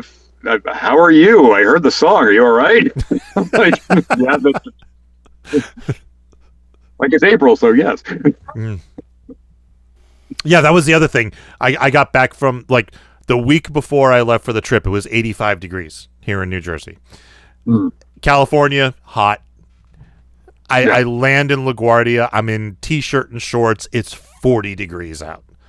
And by the time I got home, it was 30. And then I had to walk the dogs. I was like, so I'm upstairs, like, putting sweatpants on over my shorts. I'm like, we're not going outside until I cover up more, dogs, Yeah. Fun times. Hooray. It did get down to freezing. I mean, it was not like that when I got back to North Carolina. It did get down to freezing later, like a couple days later. But it's been very nice. It's been very nice here. Anyway. All right. So do you have anything you'd like to plug? Oh my God. Let's see. What are the next shows I got coming up? If anybody's in the North Carolina area, yeah, I'm playing. This is weird. I'm playing a biker camp out. The actual paying gig at a biker camp out. I don't know if this is going to be amazing or a Blues Brothers situation or what, but I'm psyched for it anyway. It's going to be next Saturday. It's called Sugary's Jubilee. So if you have a bike and want to come out, feel free. Next thing we're doing is May 17th, I think it is, at the Pour House, Pour House, get it, in Raleigh, North Carolina, playing with the Bleeding Hearts, who are awesome. And I forget the other band that's playing. Damn it. Well, whoever you are, I love you and you're very important to me. And so that's happening. I got shows like every couple weeks as far as that goes. Beyond that, wormquartet.com obviously exists, and the songs are in the Bandcamps and the Streamy Weemies and all that stuff. And Dead Rat Disco is on Bandcamp and all the Streamy Weemies and all that stuff. So, is those are the things.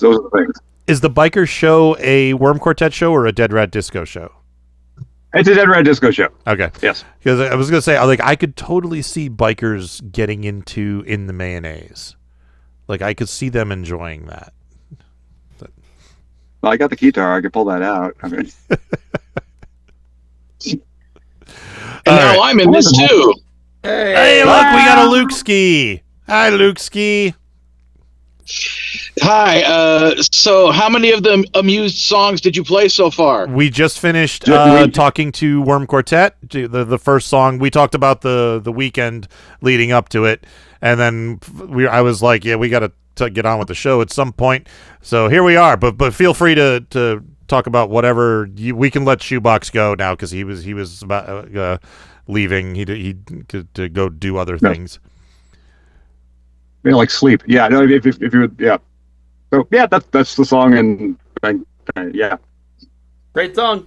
Great song. Thanks, dude. Thank you. Right. I very much enjoyed the song. Yay!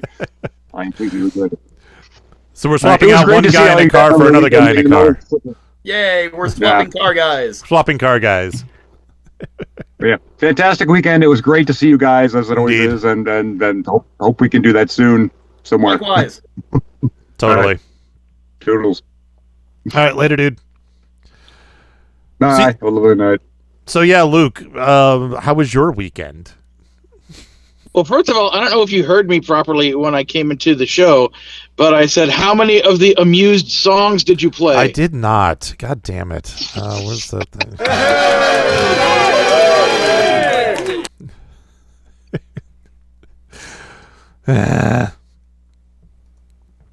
So yeah, how was your weekend? It was good. Did you play that audio thing I've sent you? I did, yes. Oh, okay. The weekend was amazing, and thanks to that whole change of schedule thing, I had both Saturday and Sunday off, which is, quite unusual. Excuse me. Oh. So since I had a Saturday off, and Kalani, who works like a normal person job, has Saturdays and Sundays off. Like, we haven't been to Disneyland during the day in like many months, so we decided to after work the night before, I drove out to her place so I could crash there, spend a little more time with her, and then that morning we both drove out to the park, and we basically got there right after they opened, so we were there from like roughly 8 a.m. to about 5 p.m. and just did a whole day mostly at Disneyland proper. At the very end, we hopped over to California Adventure because there's a restaurant there. I forgot the name of it. It's over in the wine country area. That's a little bit fancy schmancy, and she wanted to eat there. So we ate there for a nice dinner. And then, we had a good old time. We managed to ride like 5 or 6 rides within the first like 3 or 4 hours because we were just gaming the system, man. And I got a cool jersey, which I'll have to show some other time because it's back at home and not here in my car right now. But yeah, that was cool. And then I drove from there all the way out to Chatsworth to the home of Sulu for our Andy Corwin and Friends concert that happened, and that was a lot of fun. So when I was trying to figure out, like, I was assuming it was going to be a round robin thing that was going to keep going late into the night. So I came up with like a quick list of songs I could potentially do that I feel like doing that I know I have memorized. And then just because I couldn't decide, I went to Chuck and I said, "Hey Chuck, which of these songs should I perform?" And she picked my cover of "My Name Is Not Merv Griffin," and I'm like, "Okay, cool, that makes sense," because all these older people here, we're all here celebrating Dr. Demento show for the weekend, and that song is literally born from the Dr. Demento show. And I performed it, and it went great. It was awesome, following, your dad bod performance. And then, at the end of the night, it was like, or at the end of that first run of people, it was like, oh, we're going to take an intermission, and then we'll come back, and more people will do songs or something. But then basically the whole thing kind of ended. So it's like if I had known I was only going to do one song, I probably would have picked one of my own songs and made it something longer than the 2-minute song. My Name Is Not Merv Griffin. So well, I think the Needle Juice crew stuck around and did some more songs after we left, at least. So I don't know if you might have been able to stick around and do some more songs. Yeah. But anyway, it was a super fun time. Lots of snacks, lots of cool people. As always. And the next day was the big event, which was mine. Like, it was kind of funny because I left Burbank and I remember seeing, I remember noticing that Lindsay's car was still there. I'm like, oh, okay. I mean, she must be coming later. And then I started driving to to Long Beach where the thing was happening, and I parked on the street. And I forgot what I did. I think maybe maybe I changed to my bowling shirt or something like that. I don't know. I kind of took an extra minute or two at the car, and then all of a sudden I look over, and then there's Lindsay pulling up to park right behind me. It's like, oh, good. The Burbank contingency has arrived, in unison. And as we were walking up the alley to get to where the entrance was, clear as a bell, I heard Bonnie Gordon's voice, and I was like, holy crap, Bonnie Gordon made it! Because she is the busiest person in Hollywood. It's like getting, so just the fact that she was there was super cool. And I early on before things went super crazy, I managed to get in there and say hi to Barry. And I brought Bonnie with me just so that I could introduce the two of them, because Bonnie has never met Dr. Demento in person before. So it was really cool. And I snapped a picture of her and Barry together. So that was super cool. But yeah, I was particularly happy that Rob Schraub from the Dead Dale Lives made it. Also creator of Scud the Disposable Assassin, and part of the overall Dan Harmon group of people that make things like Community and Rick and Morty and Solar Opposites and stuff like that. I keep forgetting he also co-created the Sarah Silverman show back on Comedy Central. And directed a lot of those episodes. So I got to say hi to him. I got to officially meet his wife in person for the first time. And one of the first things that he said, when introducing me to her, is Rob turned to her and he goes like, yeah, this guy here, Luke, he's responsible for us being on the Dr. Demento show at all. In my mind, I'm like, yes, he remembered. Somebody acknowledges that was me, So, so it was cool to finally, get to see him and talk to him a little bit. And then I don't know how much later it was, 15, 20 minutes later, when we were all kind of bobbing around the party, Kendra comes up to me and she says, I've heard Rob Schraub is here. And I kind of quickly scanned and looked around, and I'm like, oh yeah, he's right there. And she's like, you must introduce me to him. And I'm like, absolutely. So I went over and I said, oh, excuse me, hey Rob, I want to introduce you to a friend of mine. This is Kendra. Kendra's like, hey, I'm Rob. And she immediately goes, I am such a big fan of yours. And launched into a whole conversation about his art and all kinds of stuff, and I'm like, okay, cool. It was basically a have you met Ted kind of moment. Yeah. Have you met Kendra? So yeah. I had one of those too, because Lewis and Beth wanted to meet Bill Frenzer, but they were afraid to go up to him, and I'm like, do you want me to introduce you? Because I'll be like, Bill, and then I introduced them. I didn't get a chance to talk to Bermuda, because the one time I was I was gonna walk up and it's like, oh, there's Bermuda, I'll walk up, and then I realized as I got close enough, step I look, oh, he's talking to Emo Phillips. okay, maybe I won't interrupt a conversation between John Bermuda Schwartz and Emo Phillips, and I'll hang back and I'll say hi to him later. And then I never got around to saying hi to him later. Okay, it's but, not 100% true. I said hi to him as I walked into the venue because he was standing by the entrance. So that is also my only interaction with him as well that evening. Yeah. And I would have talked to Emo, but there never seemed to be a good moment, so it wasn't like I was too afraid to. It was just kind of like the whole social awkward, how do I, so, but I'm very glad that he was there, obviously. I mean, the whole day was just like looking down at people's name badges and seeing who they were, and then having to make the, conscious decision of, I just basically realized if I tried to start a conversation with every person whose name I recognized to tell them you're Bud Latour, I love Rocky Jerry Lewis, or if I did that for every single person here, it's like I'd only really be able to talk to a few of the, I don't know, it just was so overwhelming. I'm like, I spent so much of my life being a person who's especially when I'm in charge of an event or whatever, it's like I'm the one that has to make sure everything gets documented. I'm the one that makes sure everybody gets pictures of everything. I'm the one that blah blah blah, or I have to take all these pictures. I have to videotape all these moments, or all these things I need to make sure they all happen. And I was just there saying, you know what? I just think for the most part, I just want to be present for this. I just want to be here and paying attention to everything that's going on, and interacting with people instead of being concerned with, I mean, I got a few pictures. I mean, we all got at least a few pictures. I mean, that's all well and good. I got a phenomenal picture with Bonnie, which I posted, which Lindsay Smith is accidentally photobombing in the background. I was like, go ahead.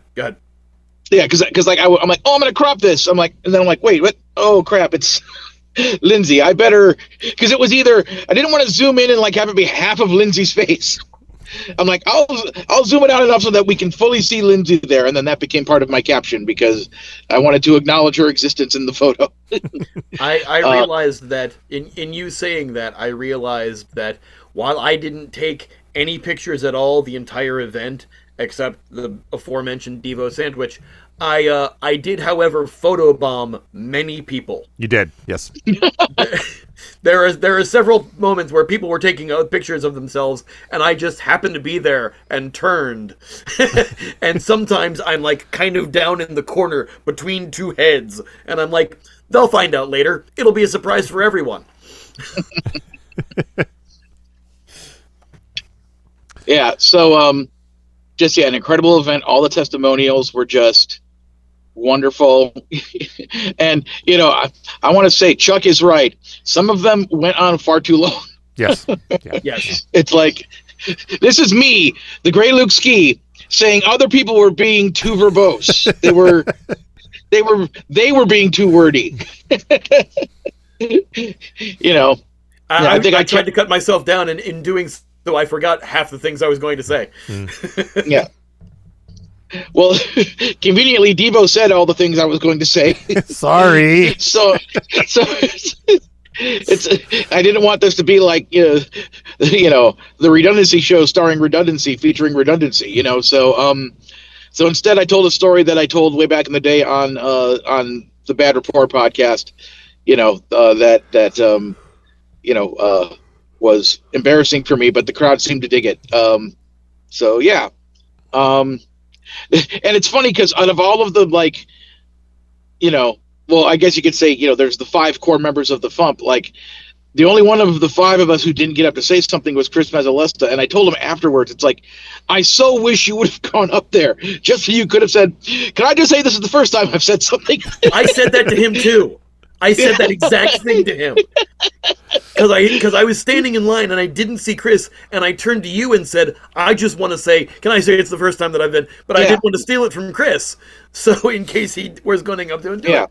And then I saw him immediately after, and I was like, I'm surprised you didn't say that. I mean, additionally, I'm surprised he didn't say anything. I mean, he's Chris. It's, When I talked to him after the thing, and he was on the show briefly, he was here briefly, but when I talked to him right after the whole presentation thing, I was like, how come you didn't get up and say anything? And he's like, I wanted everybody else to have their moment, and I've said plenty of things over the time. It just seemed like everybody else had many other things to say, and other people said things that I was going to say. And I went, absolutely. That's fair. Yeah, absolutely fair. Yeah. And it's like, in my various interactions with Barry over the years, I've said, I've told him how I feel and how much he means to me and everything. So it's like, I'm willing to say it again, but I don't need to keep hammering it home. Yeah. It's like, and I'm in a fortunate situation where, if we pretend that the day job I currently have isn't a factor, I can basically, probably see Barry whenever I want. I just need to, reach out to him and, make plans. I could probably catch up with him on a Wednesday or Thursday in Lakewood and have a meal with him. I just, I've always just kind of felt like I never wanted to be like an annoying fanboy or whatever, So, but I should probably get over that. Again, fourth most requested of all time. I should probably get over that. So, and then after, not just to kind of skip ahead a little bit, we were trying to figure out a place to hang out afterwards where people under 21 could get in, because a couple of us were under 21, specifically 20. So after a couple other places were tried out, I suggested, well, there's a round one amusement center at the Lakewood Mall, like 15 minutes away. Why don't we all just go there? And they might have karaoke. When we got there, we found out, indeed, they did have karaoke. And our lovely friend Janice, who was also there, was kind enough to foot the bill so that we could have the room for 4 hours. So we basically just had a karaoke room to ourselves for the rest of the evening, so that we all had a place to sit and eat and hang out and talk and kind of accidentally capture one of the best performances of the song "One More Minute" ever done. Yes. I didn't realize Janice had done that, so thank you, Janice, yes, for that. Very much. Sure, her whole thing was like, I'm on vacation, I'm going to put this on the plastic so we can all have the fun. and I'm like, fantastic then. And after it was over, I gave her a ride back to her hotel at LAX so she wouldn't have to pay for like a Lyft or an Uber or whatever, because that was the least I could do. So yeah, but I was going to say something specifically for Devo's ears, and now he's gone. So he stepped away from the microphone in that split second. So Ian. Here's Devo. I'm here. Oh, here he is. Just wanted to grab something. He has returned? Yes. Oh, okay. I'm here. So, I wanted to at least comment. One of the things that happened at that karaoke party is, usually when I look up fat boys in a karaoke book, like they'll typically have Wipeout. They might have the Twist, Yo Twist, but that's the only two songs I think I've ever seen by the Fat Boys in karaoke. This place had the song "Crushin'," the title song from their, I think it's 86 album. Yeah. 88, I can't, yeah, something like that. And I was like, holy crap, they actually have the song "Crushin'" in here. So I put it in so that me and Devo could do it. And we even stepped out so we could listen to the original song one more time because it had been a while. We're like, okay, yeah, this one, okay. And then we go in. That was the weirdest, like, there's just enough competency to see that somebody made a specific effort, but then they, like, stopped off at about the 25% mark. Yeah. And just didn't bother with the rest. Yeah, there were large chunks of that instrumental just missing. It's just, yeah. It was like it was a 24-track song, and they were only using 8 of the tracks. There were other things that were supposed to be in the music that weren't there. So, and then, like, yeah, they get to the bridge where there's supposed to be like an instrumental. I'm assuming it was some kind of synth keyboard thing, and and I'm like that was completely not there. And then, like, the most, button 5 on a Casio keyboard sounding scratches during the part when the scratches happen. Yes. It's like, Jesus Christ. But But I wanted to mention also I was Facebook chatting with Angel, and Angel because she was mentioning about like doing drawings of like the Beatles and stuff like that, and I mentioned like, oh well, you should draw. I'd love to see you draw like Humpty Hump and the Fat Boys, you know, or as I call them, Luke's Beatles. And then she said something along the lines of, "Oh well, I've never heard of those acts before until just now," and I'm like.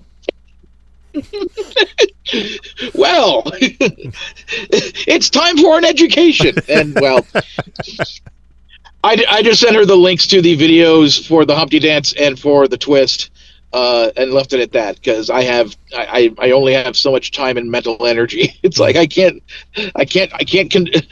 spontaneously go into a TED talk about how the Fat Boys are an incredibly important group.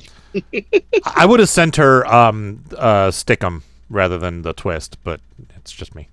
Is there a video for Stickum? Yes, there is. It is very early shit. 80s video of like a lot of with a lot of video effects in the background and stuff. It's really bad. A lot of star wipes. Yeah, it's really bad. But it's great. I'll have to look that up when I get home. So but yeah, it was so great to see everybody. Oh, and another important thing about the weekend is going back to the party. The previous year when there was the get-together, we attempted to get a group photo of the FuMP, and the photo did not come out great. It was for various reasons, one of which was a lot of people were like being blocked by other people. You couldn't see their faces. It was just kind of like, you know, so I kind of wanted it to be a side mission of this event is we have to get another FuMP picture and try to make sure that everybody can see everyone's faces this time.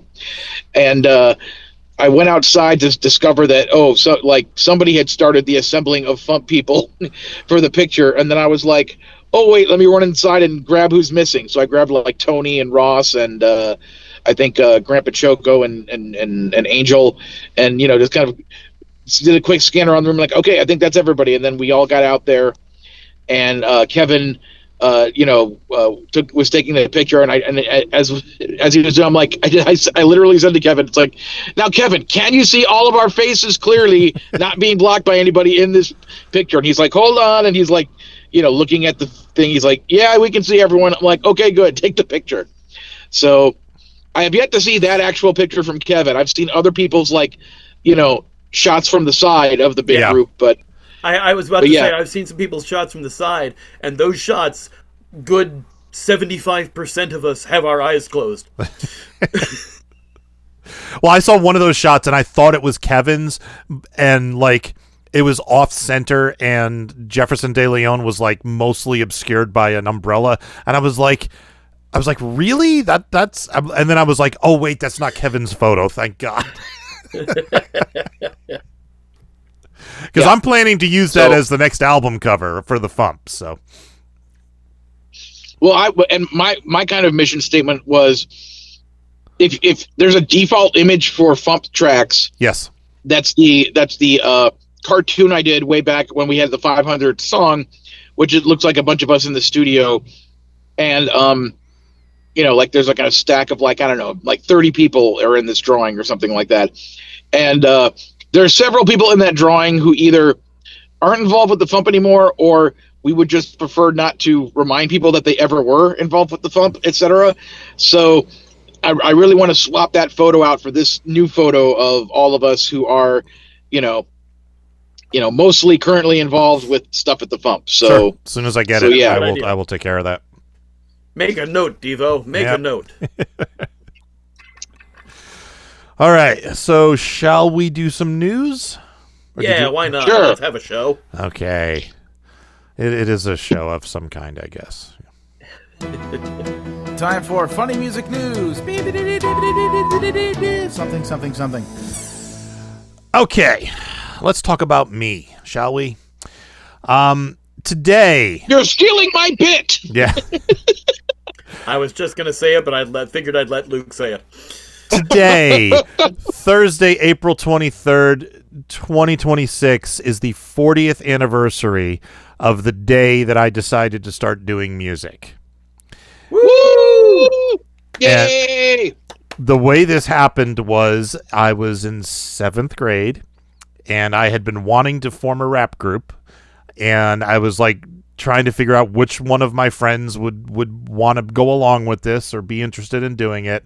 And I ended up sitting on the bus on the way home with my friends Dave and Scott, and I leaned over to them and I said, "Hey, you want to form a rap group?" Literally just out of the blue like that. And they were like, "Yeah, sure."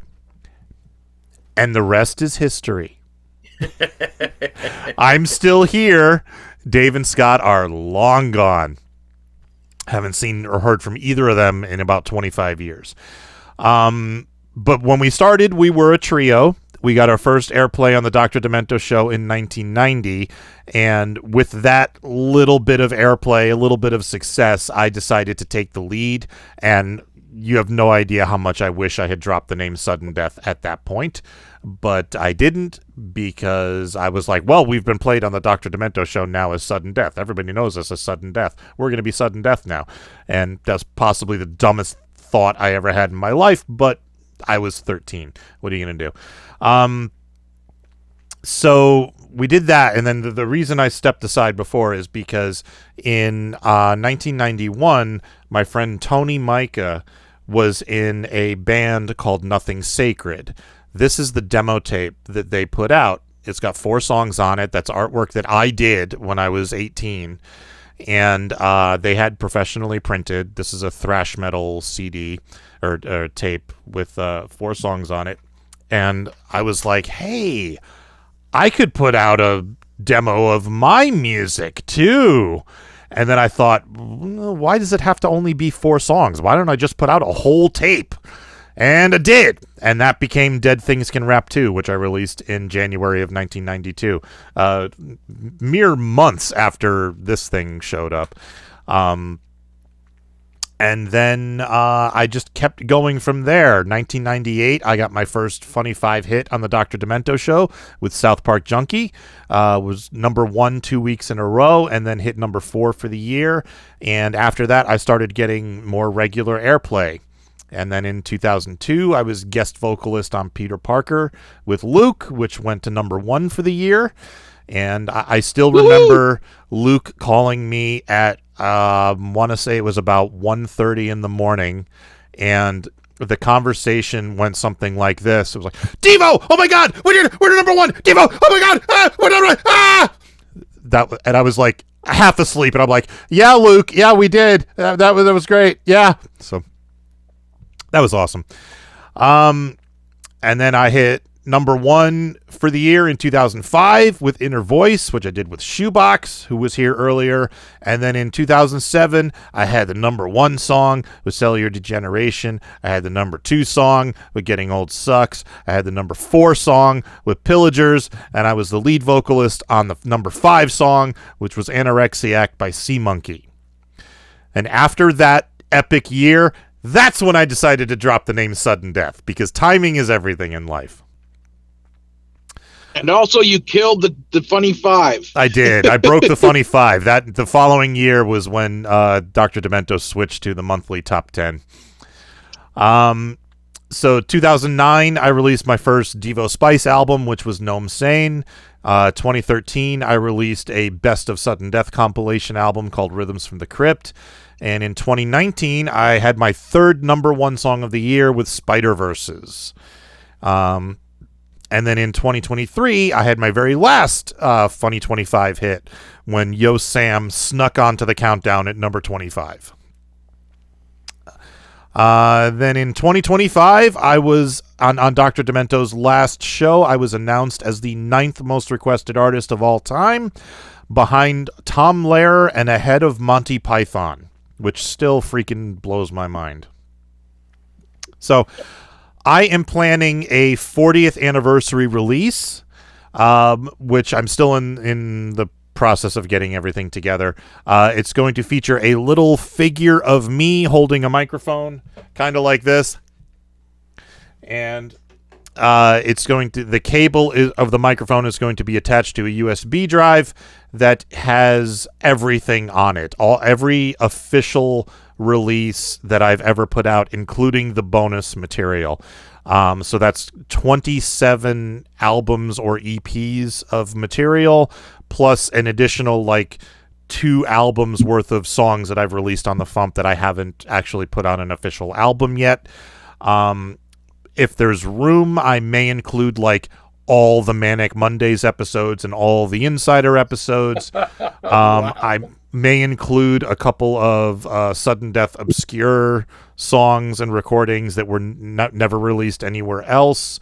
There was something else. No, I think that was about it. So keep an eye out for the I'm going to start accepting pre-orders soon for this. I did a survey, so now I have a rough idea of what people are willing to pay for this. So I'm going to start accepting pre-orders soon for my 40th anniversary release. Well, it's going to be my 40th anniversary for another 10 minutes, so I wanted to make sure I mentioned it. Well, for me, it's an hour and 10 minutes. So yes, okay. So I you can still celebrate more. Be sure to get nice and drunk for me. Yes, you're telling that to the straight edge kid. Sure. Yeah, me too. So yeah, so that's me. Yay! So congratulations! It has been awesome. Thank you. And yeah. It has been awesome, and yeah, Luke Ski 2026. Sorry, I was merging onto the 5 at the time, and my brain went, pay attention to road. Yeah, pay attention to road. Yes, please. I set up a new FuMP poll. We would like your opinion on something. If you are a subscriber or someone who regularly purchases the compilation albums, please take a moment to give us some feedback. It's just 4 quick questions, mostly about the bonus content of the albums. You can find the survey at tiny.cc/FuMP survey. Just go there, fill it out, and just give us some feedback. And finally, there will be some funny music represented at the upcoming Netflix Is a Joke Festival. Ricky Lindholm will be doing her one-woman play Dead Inside. There will also be performances by Wolves of Glendale, OCT, and a Flight of the Conchords reunion. So check the schedule for when all of that is happening. Ian, is this only an online thing, or is this an in-person? No, it takes place in LA. LA, okay. It's a live festival in LA. Okay. They basically take over every comedy club and performance venue in the city. All right. For like a week. Melissa Villasenor is playing with Wolves of Glendale too. I forgot about that. Cool. One of the advertising taglines for the Netflix Is a Joke Festival was, a lineup, a lineup so large that you may be on it. I wish. And yet here we are. We're not. All right. So anything else before tour dates? Nothing I can think of. All right. I forgot to update the birthday. I just realized. Let me take a quick look. All right. Okay, so we're up to there. All right. Tour dates. I'm just going to skip over all the usual ones and just mention on the 25th in Groveland, California, Phil Johnson and Roadside Attraction. On the 25th in Glen Allen, Virginia, Devo Spice at RavenCon. And on the 26th in Mount Airy, Maryland, Bussy. And birthdays coming up on the 25th. Chris Mezzolesta, who was on the show earlier today. And coming up on the 29th, Todd Chappelle. So happy birthday, guys. Ooh. All right. Second song of the week. New one by Toby Danger. I wasn't able to schedule anything with those guys this time, so we're just going to play it. Here is No Such Thing as Cool.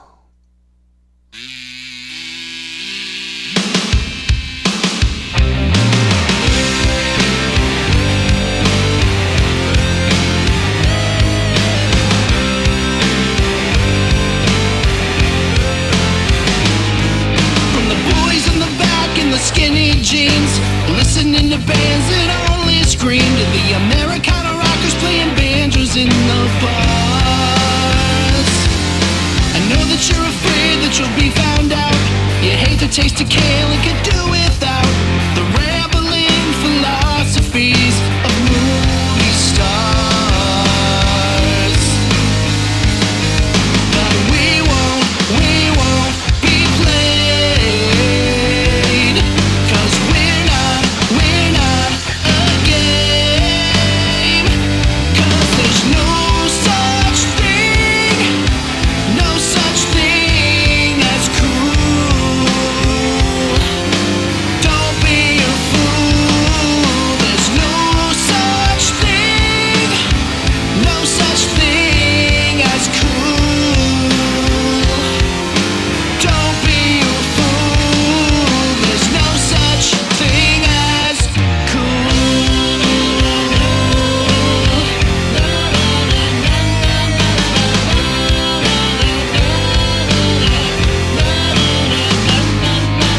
People need to know that we're all the same. Did you design a clothes and your sense of shame and fly your loser flag on the mountaintop?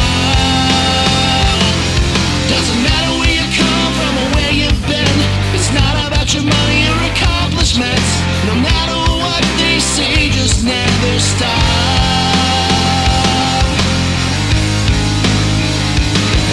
Now it's time that we break loose, 'cause we know the truth, that there's no such thing as cool. Don't be a fool. There's no such thing as cool. Don't be a fool. There's no such thing as the world can be a hypocrite and everybody's faking it. It's hard enough in life just to get through. Doesn't matter if you're anime, emo, goth, or Coach Bombay. You don't have a single thing to prove.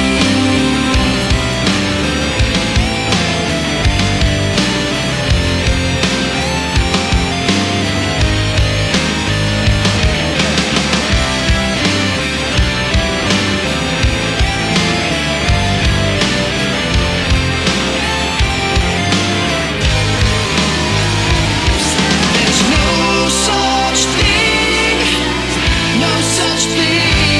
as cool.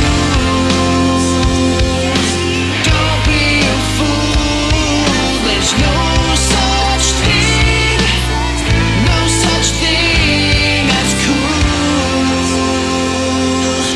Don't be a fool.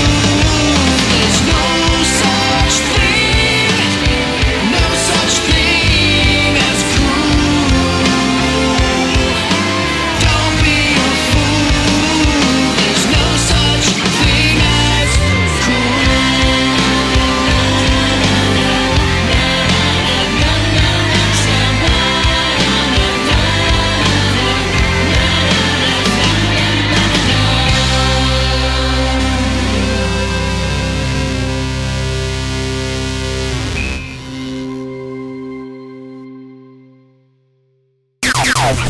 Making the internet absolutely ridiculous.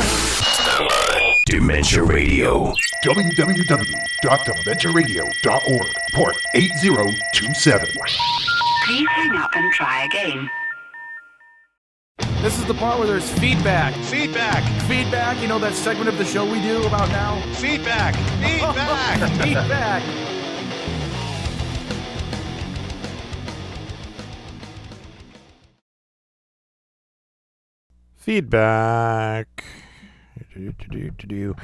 All right.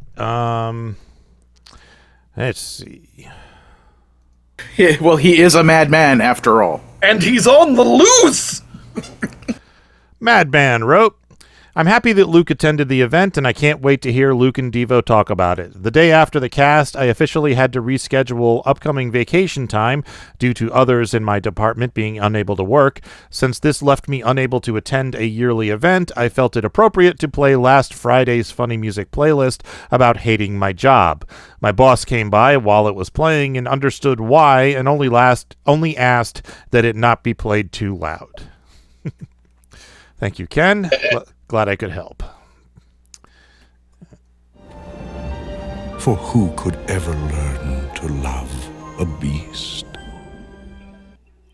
Father Beast wrote, okay, so Luke has made it clear why he doesn't want to make a song about his own misadventures. That means someone else could. I wonder what that would be like. If it was done by Lauren Mayer, it would likely be a calm reason call for sanity, like maybe treat your employees like people instead of machines to be broken. If it was done by Steve Goody, he would likely recycle a tune from an earlier song, something like, I love my job, job, unless I work for the post office. Those just off the top of my head. I'd have to think about others. If we get enough, we could have a specialty album, The FuMP Hates Luke's Job. Oh, I want to start a GoFundMe for that right now. I already have a song called I Hate My Job. I could adjust my lyrics to that. Mm-hmm. I hate Luke's job. Yep. And I'll parody for a lot. Wacky. Wacky Ben wrote with Shoebox on the... What was that? Before you do that, Luke was saying something about the song. Luke, what'd you say? Oh, I said I could do a parody of Frontalot. Just be like, I hate my job. It's incredibly terrible and bad. Yep. Parody of I Hate Your Blog. Yes. Perfect. Wacky Ben wrote, with Shoebox on the next FuMPCast, I have to ask, did he write this? Oh, crap, I forgot to ask him. It is a YouTube video of a string quartet playing something weird, and it's called The Stretching Cycles of Years by Tim Christ. I don't think it's something he wrote, but I will have to ask him and get back to you just to be sure. Okay, now, over on YouTube, I didn't get a chance to pull these comments into my outline because I did the prep at Burger King and they had some kind of filter on, and anything with an explicit tag just wouldn't come up, so it wouldn't let me pull up the last week's show on YouTube. So, let's see. Okay, so... Who would have thought the place with the BK kids would censor... Yeah, really. Their internet? Alright, so...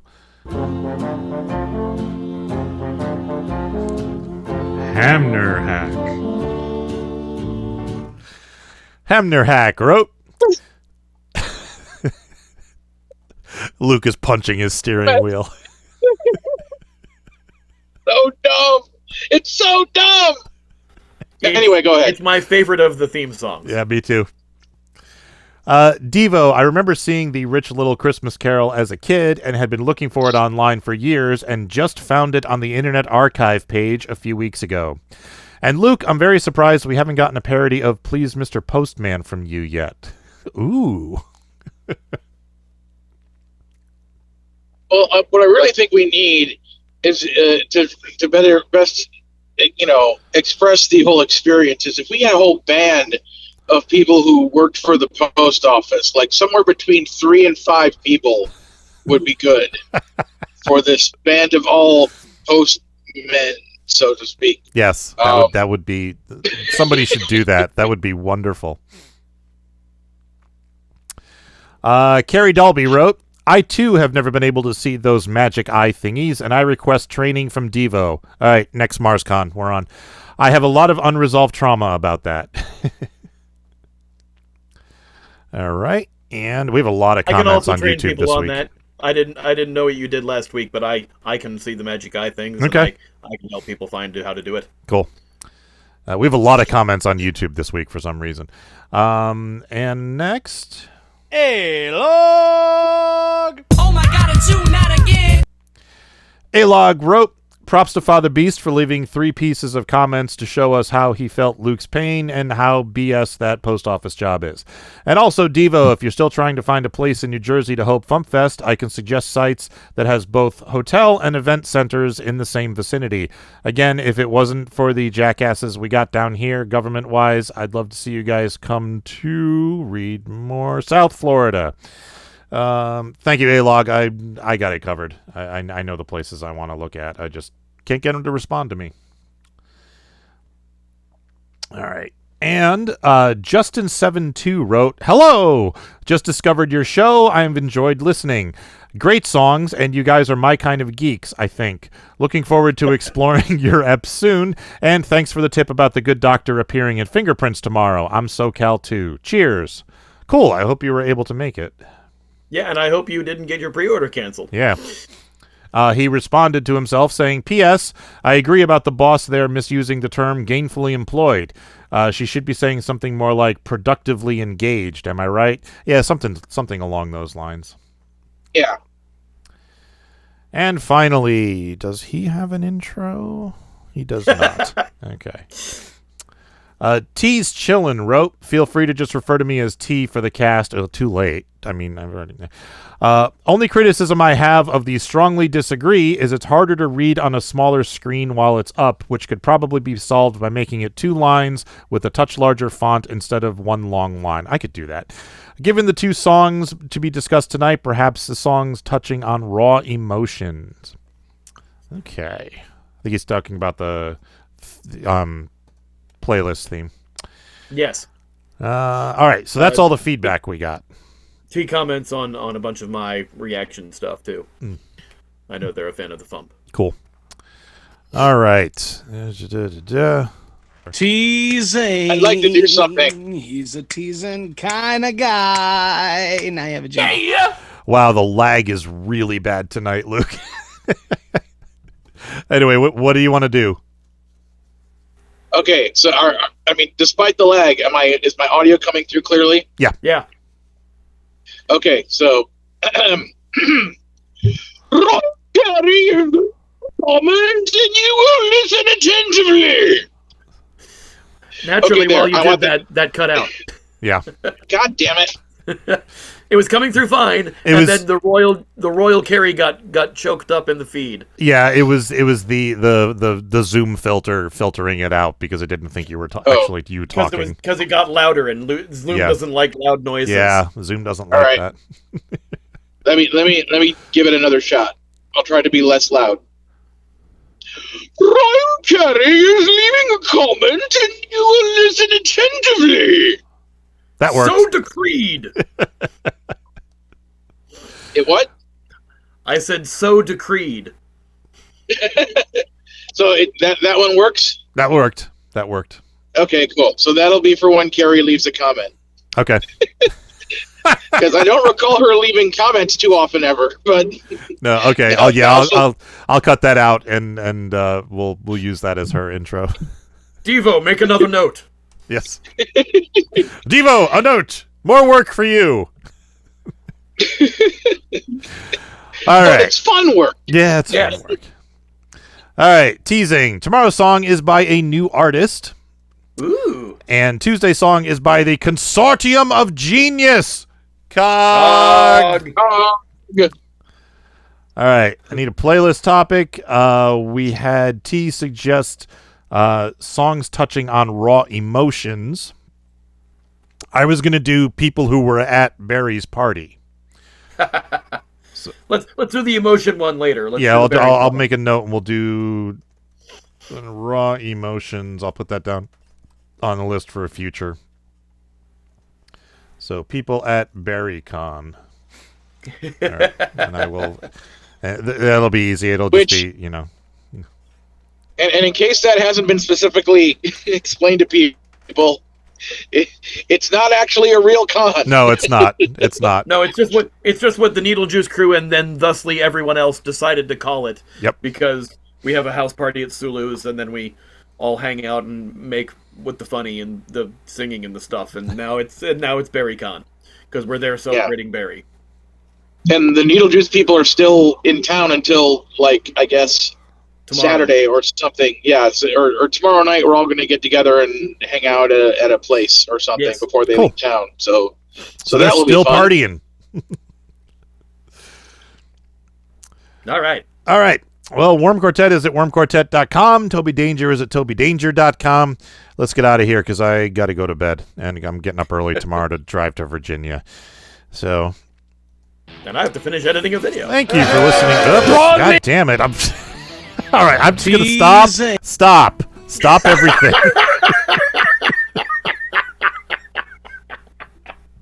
It was all the buttons at once. I forgot I added the title alert and the strongly disagree to the outro segment, but I forgot to turn on the screen capture, which keeps my video on, and I hit all three of them, so it was just a cacophony of sound effects. Oh my God! All right, let's try that again. Joel, thank you for listening reversal. to the Funny Music Podcast. I'm Devo Spice. I'm Luke Ski, and look at Ian. And I'm here too. Yay! Thank you for listening to the Funny Music Podcast. You can listen live every Thursday night at 10 p.m. Eastern, 7 Pacific at DementiaRadio.org and join us in the chat. Or subscribe to the podcast feed. Look us up on iTunes and be sure to leave us a review. Feedback for the show can be sent to info@thefump.com. The Funny Music Podcast is a production of Fidem Interactive, LLC, released under a Creative Commons share-alike license. Tell your friends, tell your enemies, shout it to random people on the street, and be sure to visit thefump.com for the latest funny songs. Tune in next week where you'll hear Luke Ski say, when the sun comes up and the rooster starts a crowing, I'll be outside in my postal Jeep with nobody knowing. Okay, we take way too long to sing the rest of that song.